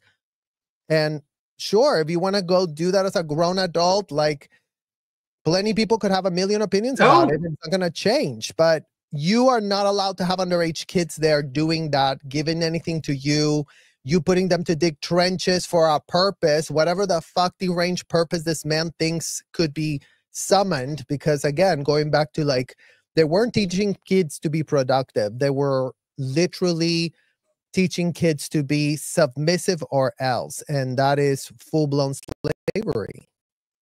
Literally fuckingly. And thank you all for being in the chat and literally like comments like this. If children are adults in small bodies, why can't they leave at will?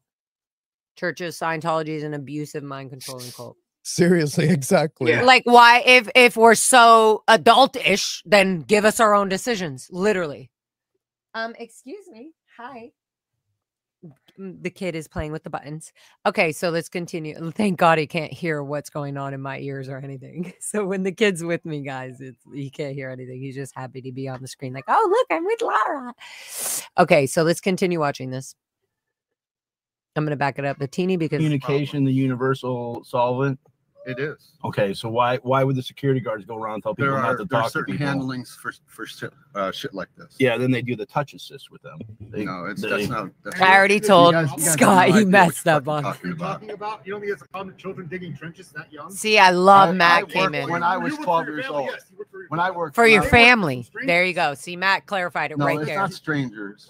Yeah. It's not strangers. It's child labor. Oh, it's I didn't do not that. We went to strangers. Christian- Oh we my went to God, I Christian didn't even campus. realize he said that. Oh, it's not It's strangers. Scientologists, right? And it's again, we were told as children, anyone with the title of Scientologist, you're to trust them fully. If you think they're weird, if you think there's something weird about them, if you think that they're disgusting. In fact, there were like disgusting recruiters that were old men with like crusty hair and like yellow things in their head. And when I told my parents about him, that because he was being really like weird and pervy, I was like, Nassim is being really weird. And he's like, you're being critical of a CIRC member. So as a child, you're like, why are you being critical of someone that's trying to save the world? And it's like, because he was touching me weird and he smells weird and I just don't like talking to him. And he kept me in a room for 2 hours. Well, you know, he's clearing the planet. He's doing more than you. Yeah. Literally, like, and it's so gross that all of a sudden, you know what's fucking disgusting, Serge, is that certain points I started to like just quote, love the thing that I resented. Like love, like, oh, if this man is being weird, just love it and make him not be weird. Just make it natural and make it not an issue and make it not a molestation and make it not a rape. Disassociation, total disassociation. Like that's all the safeguard that kids have for themselves. Yeah. It's like everything is going to be thrown at you. And the only way you can survive that disgusting depravity is to disassociate. That's what this man here on the screen is literally pitching. And again, he'll come across and try to be all like, oh, calm and oh, yeah, you know, touch assist and this and that. But it's like, absolutely. It's all not disgusting. okay. It's all fucking manipulation. It's all disgusting. It's all ways to make you forcibly have to do the thing they're already going to make you do. Okay, let's continue this. What you're talking about. You don't think it's a problem with children digging trenches? You know, Matt was so mad. He's like, I was 12 years old. They work for some strangers. No, it's not strangers. Yeah. It's not strangers. It's child labor. I didn't do that. We went to Christian camp and sang Kumbaya. That's what my religion did. We sang Kumbaya. We didn't dig trenches. So what? We didn't dig trenches. There's a little difference. We believe in hard work and production. Yeah, for adults. Yeah. No, for everybody. Yeah, well, even children. so he literally said no, what happens even is children. Kids grow up and they go on welfare because they're not. Oh, able to that's produce. what his belief is. And then they survive. Oh yeah, off we're of doing My us a girlfriend didn't favor. wanna leave because We of want to freeloader exploit you, make you into a slave because we wouldn't want you to end up in welfare. I mean, Literally, like, yeah, and this is what happens to children. They're going to automatically go to welfare. And this guy was like, Scientology saved me. I could be on the streets right now. I could be a homeless. I could be a bum. And yet he's calling Scott a bum, a homeless person. Look at you. You're just exploiting, being negative. You're homeless on the streets. You could do better. You could become a Scientologist and not do this. This is what this guy thinks. This is literally what this guy thinks. well, because it's their superiority complex. They have a superiority I'm complex. better than you. I know more than you. L. Ron Hubbard has taught I'm me more than upstat, you. you're downstat. I'm in the You're a right, you're in the SP, wrong. Like exactly. you cannot think any deeper than that, you guys. They couldn't be No, more. it's not strangers. Yeah. It's not strangers. Sorry. It's Yeah, not yeah. like- I didn't do that. We went to Christian camp and sang Kumbaya. That's what my religion did. We sang Kumbaya. We So didn't what? dig trenches. So what? We didn't dig trenches. There's a little difference. We believe in hard work and production. Yeah, for adults. Production. No, for everybody. The Yeah, stat. Even children. Well, not children. Because what happens is kids grow up and they go on welfare because they're not able to produce.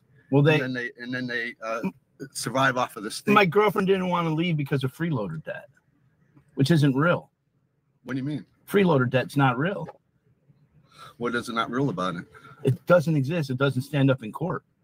And do you think children should be signing It doesn't have billionaire? You see, this is the problem. The courts, you're talking about people who may not know or understand. Hold on just a second. Yep, I'm pausing it. And because I want to say this guy literally thinks about what he's saying. He's saying, you're talking about people who may not know. He's saying you're talking about judges and ethical jurisdiction people who this fucking fool thinks that he knows more about the outside law, and he's literally saying it's okay for children to do this. He's saying that these people are mistaken. Okay, sorry, go Liz. What were you going to say?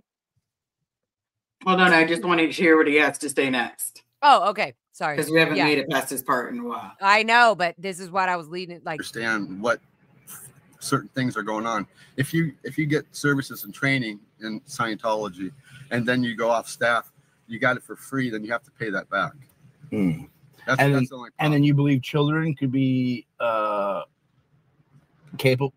to a billion-year contract? I love that he said that. A being can be culpable to a billion-year contract. Well, that's their whole derangement, right? Like, we are not kids, you are beings. So that's the first disassociate. That's how they started negating our actual existence. Like, and that's how they even recruit people into Scientology. They literally disassociate themselves from life. They go, "Oh, you're a being. You're a spiritual being," and they don't say spiritual in the moment. They say there's thetans. You're a thetan. They change the word of spiritual being. So you're thinking, "Oh my God, I've never heard of thetan. Oh, look, I can look it up, and the derivation it's theta. Thetan is Greek." They're doing everything to make it seem like whatever L. Ron Hubbard is saying is actually legit. Like, it has something to... Going back to the freeloader thing that was also brought up, that's dead bondage. Like, dead bondage is textbook trafficking. Like, every child was made to sign invoices for, like, if you were going to do Keto Life, which was like $9,000, at the end of the invoice said, "I promise to pay this course in full in case of breaking my contract." Every single time you do a course, they're having you sign this to keep you bondaged onto them, to make you feel like you're owing them something because, oh, aren't I so lucky to be getting it for free? But then the courses were for the kids to be delivering disgusting, horrific things to grown adults who are so lacking the balls to see themselves for who they are, not for the delusion. "Oh, I really want to be one of the people that are saving the world." You're one of the people that is trafficking kids en masse. All Scientology people, all Scientology parents, this man himself, you're paying to have children service you. Why is that going on at every single Scientology org? Why is that being made available in the United States of America? Why are children being pawned off to adults that can pay upwards of $500 an hour to lock themselves up in a hotel room and pay $500 an hour to get a touch assist by a child? Why is that a possibility for the last 73 years? In what world is any of that trafficking textbook definition as per the law something that these people can just do willy-nilly because everyone's really confused and they want to be really saving our world? Locking children up and abusing them in a hotel room is not saving anybody. And they all know it, and they all participate in it, and they all pay for it. And freeloaders are literal dead bondage. So it's just one more of the chain of the trafficking, one more of the boxes of the human trafficking model that can be checked off when you check what was L. Ron Hubbard really proposing. A way to traffic kids en masse at an industrial size scale, and just call it like we're doing something else. And it's all wrapped up in all these like, oh yeah, we really want to be doing good things, but there are no good things being done when children are being abused at an industrial size scale. And all adults know, because we're here, because again, there's a man right here on the screen that still wants to say that digging a trench is not a big deal, that, a child getting, dead bondage at a freeloader, well, they really did get it for free, so why are they not going to pay back for that? Like, are you kidding me? Like, yeah. How? Like, I would be, Serge, so furious, and obviously we already are as the children, but I would be so furious if we were the parents of ourselves. You know what I mean? I would be like, what the fuck were we thinking? Our children are so beautiful. What the fuck were we thinking? Why didn't we just give them their freedom? Look at how beautiful they are. Now that they've left all this, look at what they do behind the screens. Look at what they do when nobody's watching. Magic. But again, our parents had their parental instincts ripped off. Away from them. Yeah. They literally had no parental instincts. All parental instincts are ripped away. Maternal instincts canceled. Paternal instincts canceled. Kids and adults, they're all the same. Everyone's an adult here. Just really follow the rules and really hear whatever random adult that comes to the hotel that wants to spank you. Well, you know, just bend over for them, because don't they want to get your ethics in by you know, again, committing felonies against you? None of these adults were getting any ethics in while they're committing criminal acts that every single one in Scientology finds out about, writes it down, video records it, because knowledge of the criminal activity is why these people are irremediable. Like, what they're doing is beyond the beyond. In criminal defense, you have to show premeditated attempts. And if these people are planning, knowing, becoming completely complicit in the criminal acts that are being done and being perpetrated, then they have no excuse to say, oh, well, we didn't know. Oh, well, we had no idea. That's like, not even like the Catholic Church has that level of plausible deniability, right? Because they can go, oh, well, we had no idea. Really, we didn't know.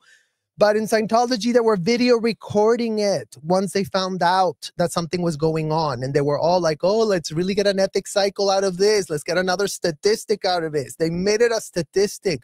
All the incentives are completely inverted to run these hotel centers as complete, depraved, disgusting, abominable, indefensible trafficking centers of child abuse that, you know, this man can just go there with all the cognitive dissonance in the world and pretend to have like a moniker of like civility, because, oh, let me really have a conversation with you. Like if I was just to share how I see it, like, and it's manipulative too. It's like, he's like, hey, from man to man, like, even if you hate me and stuff and you hate my religion, this is my church. He's so full of shit. He literally is so full of shit. This is my church. It feels weird to say that. It fucking feels weird to say that when you're a Scientologist. Let me tell you that. It's uncomfortable. Because it's again, fake. If you don't know what you've been defending or what they're doing under the hood, that's the problem here, right? Their withholds not being missed anymore because all the community knows that all these people that are going out there doing PR handlings. Because again, what are we doing? We're ripping away their bullshit PR scam that they propped up. Oh, look, we're very respectable. Look at these hotels, no child trafficking, because these are luxury hotels. And, you know, trafficking doesn't happen in luxury hotels. It happens on roach-infested hotels. Oh, well, you were born in a roach-infested hotel. Well, you know, that was back in the day. We, you know, updated the roachness by now. I mean...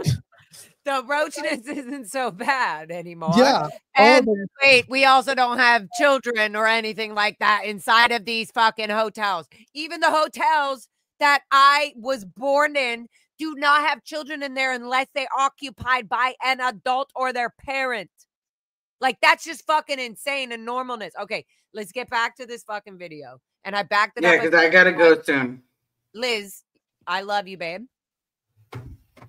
We gotta do this. Here we go. Ready? Okay. Here we go. Playing. Anyways, it just lines up with everything. So now people get a bigger idea of the whole like freeloader bill. This guy's like, yeah. He literally is like, yeah, what about the freeloader? They gotta pay it. What's so bad about that? It's like, you know, the freeloader bill for mine and Serge and Liz, that's like when somebody was getting used to $47 a week, if that was even given to them, a freeloader bill of $20,000 or more, it seems impossible to ever pay back. Okay. So this guy just normalizes it. My girlfriend didn't want to leave because of freeloader debt, which isn't real. What do you mean? Freeloader debt's not real. He's literally like, what do you mean? And Scott's saying, like, legally, you can't hold a child or anybody, actually, even in the Sea Org, accountable to that. Like, that's not a legal thing because the billion-year contract is not legal. It doesn't exist. It doesn't stand up in court. And do you think children should be signing billionaire? You see, this is the problem. It doesn't have to stand up in court because Scientology is above the court. Talking about people who may not know. He's talking about judges that may not know. Judges do fucking know or understand what certain things are going on. What Scientology gets away with all the time and their normal routines are. If you get services and training in Scientology and then you go off staff, you got it for free, then you have to pay that back. Mm. That's the only problem. And then you believe children could be culpable to a billion-year contract? A being can be. He literally never, any father in America, I can say, would say, would you allow your daughter to sign a billion-year contract that they are committed to an organization for their not just this life? No, a father is going to be like, get this fucking contract the fuck away from my children. This guy didn't say no right away. Look what he said. Culpable to a billion-year contract? A being can be culpable to a being. A child is a being. Yeah. Which is an adult. Usually the age of majority in America is 18. So when you sign a non-disclosure agreement, we're not talking about. Well, it's important. Oh, I can't with this guy. You're just. We're not talking about just one. We're talking about Sea Org members. One lifetime. Talking about one lifetime. We're spiritual beings. Yeah. But that doesn't mean that a child could negotiate a billion-year contract, man. Yes, they could. No, yes, they could. They can't consent. I don't know about this particular thing, and I can't tell you, but a child they can make up their own mind. Yeah, I don't know what happened or what particular thing, but see, this is all what happened. What are you saying? This guy's not saying anything. Stuff going around. He's afraid of wanting to know what he really wants to say. Base anywhere. Well, like Shelley Miscavige has been missing. Phil Anderson's missing. You know, how do you know? Because I know the. How do you know? That's my future possible father-in-law. How do you know? It's my future father-in-law. No, how do you know? How do I know what? How do you know? How do you know they're missing? How do you know they're just living their own lives somewhere? Well, maybe wouldn't it be courtesy just to tell your family, say, hey, I'm alive? It might be, but that's on them. That's on them. The ones that can't consent. They can be their own. The ones that you're literally brainwashing. Children, do you believe children are adults in small bodies? This is the problem. You guys switch things. So anytime, do you see this? Anytime Scott brings up something like, do you really believe children? Do you hear him? He just is saying, so you really believe children are adults in small bodies? And then the guy goes immediately. See, this is the thing. You guys just messed it. But you see, right when you ask the right question, they're going to never answer it and divert it. Right here. But back to the children. Do you believe children are adults in small bodies? See, he interrupts him. No, I'm asking you a question. He's ignoring his question. I'm trying to understand if it's a lie or if it's a rumor. Are children trying to manipulate the conversation? No, see, are children? And now he's going to walk away the moment Scott's asking about children. Beings, they can make up their own minds to things at certain ages. At certain ages, they could get married at like 15. No, you can't get married at 15. Why not? As far as state laws go. As far as state laws go. So that's why all the kids trying to interbulate and mess people up. Oh, no. Did you hear that? You're just trying to interbulate and mess people up. But again, because we're getting closer to their actual withhold. Literally, we're pulling the strings right to the point. They cannot defend child brides. And he knows that that's available for him. If he wants to go marry a child in there, he can go and mock up a 2D with whoever child he wants because, oh, he's just another Scientologist. Oh, my daughter is, he's wealthy. My daughter's really in love with him. Oh, they must have known each other from another lifetime. And there's parents there brokering their own underage daughter to be married to some grown-ass, disgusting man. Literally, with no consent. Okay, back to this. Sorry. All you're trying to do. Want to get your perspective, and then go in the church. They won't let us sign up for a course. They won't let us. Or see the essay. They won't let us. Don't just do this. Don't just sit in the car. This is not. You're sitting in the car with this shit on the side of your thing. Yeah. And you're trying But to see, here's persuade where I and also make go, like people- they always go, oh, go do a course. If you really do a course, then the course is the thing that says to do the disgusting things. The course is the one that tells you, oh, children are just adults. Children are just beings, big beings that can make decisions for themselves. And that's what we're calling out. Your disgusting courses, nobody wants to do them because your courses are the things that you're using to groom yourself to be a full-blown degenerate that thinks that kids are adults. So anyone doing a course isn't going to change anything. If anything, is going to actually corroborate and materialize why you shouldn't do a course. Because, oh, look, it says here in the book that a child is an adult. Like, oh, what's your misunderstood word? Oh, you don't agree with L. Ron Hubbard? Then you really must have a misunderstood. Then you must have had something that you don't understand. And that's what these people sign up for, to lose their critical thinking skills. And that's why they can always just regurgitate talking points they've heard to always stay on the surface of things, because they're hiding the criminal activities that they cannot defend, which is the abuse of children. Literally. Okay, here we go. Upset. Literally. I'm trying to ask questions.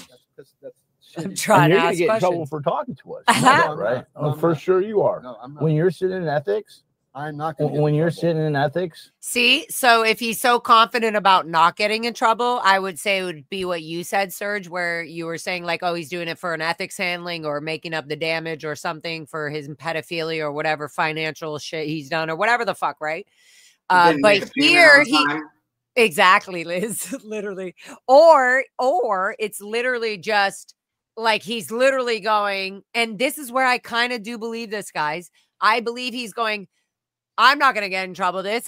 If I truly believe in Scientology, I should be able to think and, say for myself, I'm being genuine. If I did something wrong, I'll fix it in ethics, but I'm not getting in trouble. And not only that, it's also just this normal thing. Like, you later see him ask for through Matt. You can, I think we have a video where we show Matt's literally saying, I will get you that list. I think I showed it earlier where he's like, I will get you that list. We'll be, and there is, we will. Okay. We're going to move I'm on. not going to get in trouble. yes. You should drive your truck down the street and go home.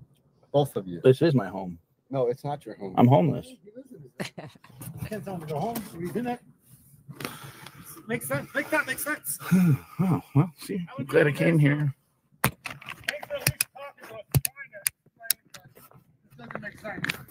He comes back. So hold on. I know he's a cutie here, Mr. He's all worked DOA. up. He had to go sit down.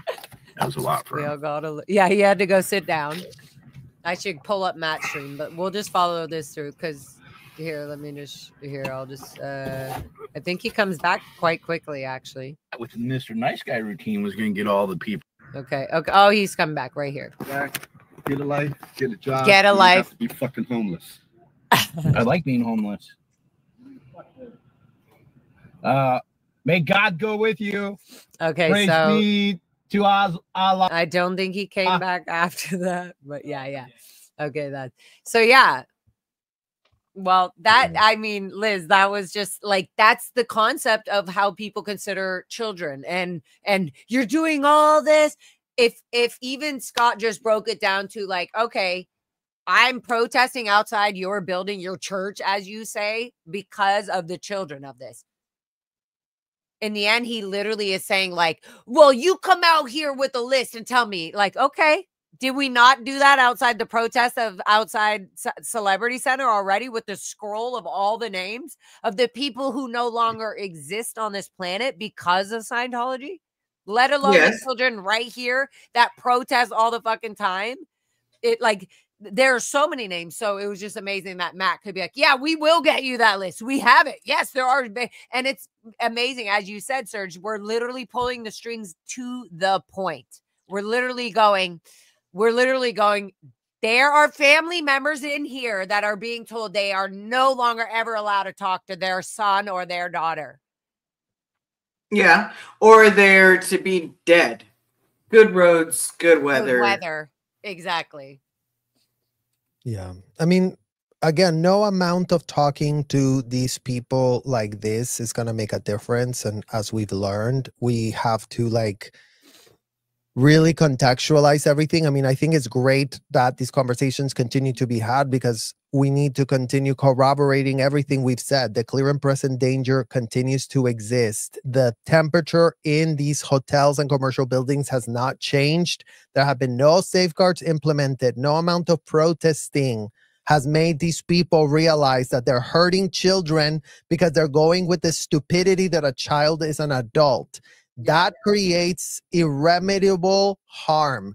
That makes these people a clear and present danger to all the children that they're in there getting themselves full access, full capabilities of doing whatever they want to the kids. They don't have to follow the law. They don't give an F about the law. They're all about like, well, you know, a judge wouldn't really know what's going on in here. Yeah, you wouldn't want the judge to know. You cannot afford to have a walkthrough of law enforcement through your facilities because everything would be shut down immediately. You cannot afford to have law enforcement, you know, listening to a child getting audited. They cannot afford to show what they do because it's disgusting, vile, and degrading what they're doing to the kids. All Scientology adults are complicit. This man is a paid member of a place where he just defended. So it's not just the Sea Org members. Now you know. So in case you thought, oh, maybe it was just the Sea Org members who are really disgusting towards children, here's an example, Exhibit A, of a public being just as disgusting, just as justifying everything. Oh yeah, a child can dig a trench, who cares? A child can be burdened with debt, who cares? A child can sign a billion-year contract, who cares? A child can be made to produce so they don't end up in welfare. We're doing them a favor, and that's what we're repudiating now. Like, don't F us in front of us because we're not children anymore. And you all need to be told to stop your stupidity and your disgustingness and your criminal racketeering scam of trafficking kids and abusing them. That's what you're doing. You call it doing a course, is abuse. You call it doing an audit, it's abuse. You call it doing, oh, we're going to do an ethics handling. You are abusing that child. Every time you put L. Ron Hubbard's disgusting technology to be used on children, you already are violating the law. Look up child aggravated abuse and find out if kidnapping a child, locking them up against their will, holding them hostage in a room is something you can defend. And it's not that a court judge is not going to know. The judge is going to know you're being kept in a hotel room against your will and you couldn't escape and these people were locking you in there for 10 hours.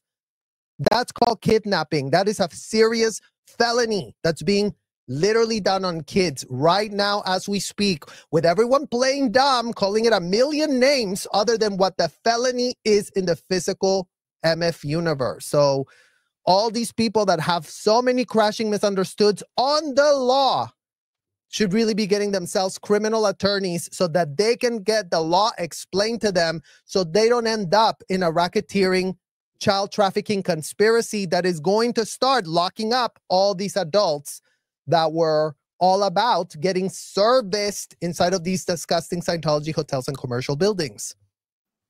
And on top of that, not only, like, this should be an example, literally all of our streams, all of our personalities, weak, small, big, artistic, boring, not, like, should show that this cult-like behavior of Scientology can happen to all of us and is happening in our justice system. It is happening in our police force. It is happening in our sheriffs.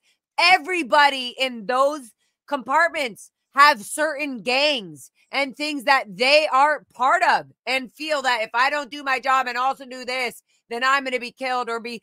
This is the, like, this is what we have to handle in society. This is what, like, people should be able to feel free to make mistakes and learn from them, not feel fear to know that when a mistake is being made on them, that they don't have a proper justice system to go to or a proper place that will make that thing not happen anymore. But crimes are not mistakes is the problem in this situation with them. Crimes are not mistakes. Criminal acts are not mistakes. And I'm not, And we just have to start telling them, start treating them like infantile kids. They're not kids. This man is a grown adult. Like, he needs to be actually brought to reality. He needs a severe reality adjustment. And it is happening. I mean, you know, again, the effective advocacy of DOA, the effective advocacy of MD Media, like the effective advocacy of everyone in the chat that now knows that they cannot be gaslit backwards. They cannot just throw these stupid, glib talking points that they've been able to get away with for so long, because no one could really debate them on the facts, right? Like, no one, because nobody was inside. We were the ones that were inside. Now we're outside and we're saying, no, the F not. You are full of shit, all of you. Our parents are full of shit. Literal excrement dripping down every orifice of their fucking body. Thanks to L. Ron Hubbard, they can go and thank him.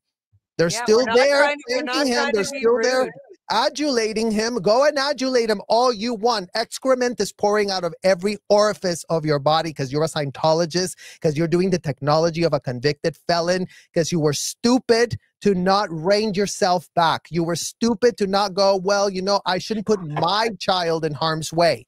Maybe I like it for myself, but maybe not for my child. Maybe not yet. That's what we demand that our parents should have been doing. They didn't do that. Okay, well, you know, today we cannot change the way our childhood was, but we can be advocating for the kids that they're abusing right now. As we know, there's so many of them. They don't have a cadet org. They don't need one. They still grab all the teenagers and put them on courses on ethics, on TTCs, on org lines. Like, they just don't recruit them as young anymore because they don't want to do the work of that, and because they could get in more trouble now. So they've just learned how to, like, you know, shift a few things, but they cannot run these organizations without children. We know that. Like, if we were not on staff, those hotels and commercial buildings would have had to be shut down because there would have not been enough people to deliver the services. So they've always been using the child labor. And also, it's not that they stopped allowing minors 4 years old, like, it's not that they stopped letting children in. They just stopped making it obvious to the public what is going on. They just converted their behavior so that they don't get caught legally, because it blindly was so obvious in the cadet org. There was just too many lawsuits coming out of that. And now they're just saying, oh, no, we don't do that anymore. You know what they're doing? They have daughters of Lisa Marie Presley. They have the sons of Nancy Cartwright. They have Jim Meskimen wife, Tom Cruise's kids. They are doing it through the celebrity algorithm of what the fucking world watches on YouTube. Rebecca Minkoff, Grant Cardone. Rebecca Minkoff, Grant Cardone. They try to normalize it all with that. It's all normal. Oh, that's go. Are you curious? Have you heard some strange things? Oh, really? Just go do a course. You really cannot find. Oh, that's what I was gonna. That's what I was gonna get to. When people say just do a course, you know why? You know why that is such an important sales pitch for Scientology, guys? Because once you're in, you're in. And because L. Ron Hubbard mixed even the simple course like child communication course with black magic hypnotic techniques. So these are hypnotic techniques where a spiritual being finally goes, you know what? I'm going to go into this church, into this fake organ of fuckization, and see if I can still, like, maybe they're cuckoo and fucked up, but let me see what they got, right? Even if they went into it in that mentality, the moment they start to take a course, start to do the communication drills, you're literally saying, why don't you start hypnotizing yourself and then see how you feel after you're being hypnotized? Mm-hmm. That's literally what you're telling somebody. And I'm going to pause on that for a minute. You're literally telling somebody. That is the whole intention of, and that is why if Scientology ever works through a sales pitch, that is why it works. You are using, just do something, the simple basics of a communication course, or learning. Oh my God, I've been learning how to read Romeo and Juliet wrong this whole time because I haven't been studying the way L. Ron Hubbard, LRH's technique. You know, it also, there's this, sorry, Liz, if you have to jump, I'm going to go on. I do have to jump. Keep going. I love just you want to finish guys. with one point. And I love you, Liz, and thank you, everybody, Liz's chat. And we'll do it again, and we'll have more, I promise. And we're gonna end soon. I just know I could feel that you were trying to jump. I love you so much, Liz. Thank you. Love you both. Talk to you later. Okay.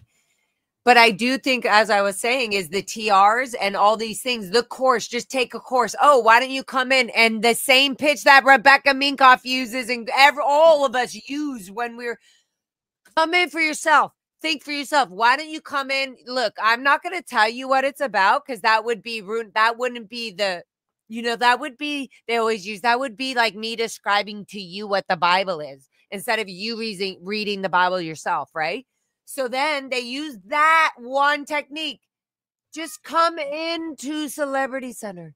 Just come into this Christmas show. Just come into this acting class. Just come into this movie. Just come into L. Ron Hubbard Way that has this fancy neighborhood meeting. Just come into this. All they're doing is trying to pull you in now at some way to begin to hypnotize you slowly into thinking they aren't as cruel as they are being. And that L. Ron Hubbard's technology isn't as vicious and dark as it is, as it did to us, as it did enough to Emily Armstrong, who pretends to be this like amazing rock star of Lincoln Park, who isn't even being fucking sincere to herself and the audience. Fucking Emily, wake up. You are an amazing rock star, Emily. That is the problem. And we don't agree with you not being the truest person that you are. So there you go. From me and Serge, straight from us. Like, that's the whole point. Be your truest self. And you will actually, in the long term, help the beauty and love and joy of people being on this fucking earth. Okay. Yeah. Whew. So yeah, we can go on. There's many more. Tampa A, thank you so much for your sweet donations. You guys all, thank you all for being here from Liz's channel and mine. A's Encrypted, thank you. You guys are all sweet. Thank you with Share 1111. Thank you all. This has been way longer than I even thought it would be, and I love it. And I don't give a fuck. And we'll just let you sit with that a little bit, marinate. No more kids in Scientology. Yep. We're going to keep doing this. We're going to keep calling people out. I want to especially thank Matt, MD Media 18, for having the footage and going out every morning and all the time to get these, even, on live stream or not. He does it static, which means he's just filming, just go there, and nobody's watching him, nobody's there. And then you have, of course, DOA, my honey bun, and just himself, Defender of Ants. He's just amazing. Always out there fucking protesting, literally and everywhere he goes. And same with me. Like, the van he was driving that day when this guy showed up was my van. And it was my van. I was like thinking, wait a minute. I was thinking he was saying, and this shit on your van. I realized he said van instead of RV or something. And why, when he said, this is my home, I was thinking, oh, he's in his RV. But I realized if the DOA has so much more stuff on his man where that would have made more sense. All mine was danger. Scientology is a cult. Kids cannot consent. Child brides. No more child brides in Scientology. Things like that. And he was offended by that. He hadn't even seen DOA's RV. That is literally has like everything. So anyways, it just shows it was a nice touch to show you guys all, like, again, oh, what a childhood. Like, this is the childhood of somebody slowly being marinating and slowly, oh, it's just a course. It's just a pamphlet. It's just an auditing session. It's just this. It's just that. Yeah. But the blindfolds are coming off and no one's blind anymore. And yeah, thank you to every single person in our chats too for this whole year. Yes. Because again, all the eyeballs on us are what keeps us safe from Scientology doing their disgusting fair gaming and everything they do to keep holding on to the racketeering scheme, which they're very, very, very pressed to keep having go on and expanding. I mean, just think every week they make plans on how to expand it more, how to recruit more kids. They get bonuses. They get paid bonuses for bringing kids here. So all of that cannot be going on in this modern world anymore. So the cat is out of the bag, and the cat is scratching the faces of all of these adults that want to keep pretending that they can get away with calling kids adults. And that's, you know, and you the most clearly saw that right here. You saw that this was just a quick fucking, not even one, like 2 minute, let's say 3 minute interaction with the one sort of person that kind of spoke anything. And it was all like trying to convince Scott to not be there. And all Scott talked about in the end was, well, my girlfriend told me this, and what about this about the children? And he was like, yeah, and so what? And it's like, so you're not getting it. You just don't get it. This is the norm. And it was good to get this on the record for people to see that. To see the shifting sands and to see how easy it is for them to lie with a full straight face and pretend like, why? What's the problem? Oh, yeah, we just believe that kids should be so productive so they don't end up in welfare. Oh, yeah, great way of, of exploiting that. Belittling like, oh, what the future of anybody just living in the outside world. Frame it as like, oh, we're just so like pressed for, you know, having kids be productive, because if they don't want to be productive, they want to end up in welfare. So yeah, absolutely. Well, thank you guys so much. Thank you to everyone. Thank you all. You guys are amazing. Thank you, Liz Ferris, Honey Bunny, Sugar Pie. Thank you, Serge Del Mar. I love you all. I send you off with, let's see, Singing in Our Head. Love you.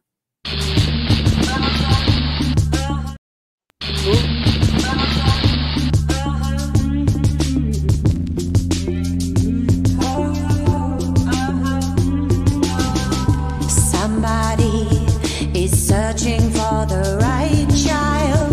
Somebody is telling you what's right. Now you're going to have to decide what you're gonna do.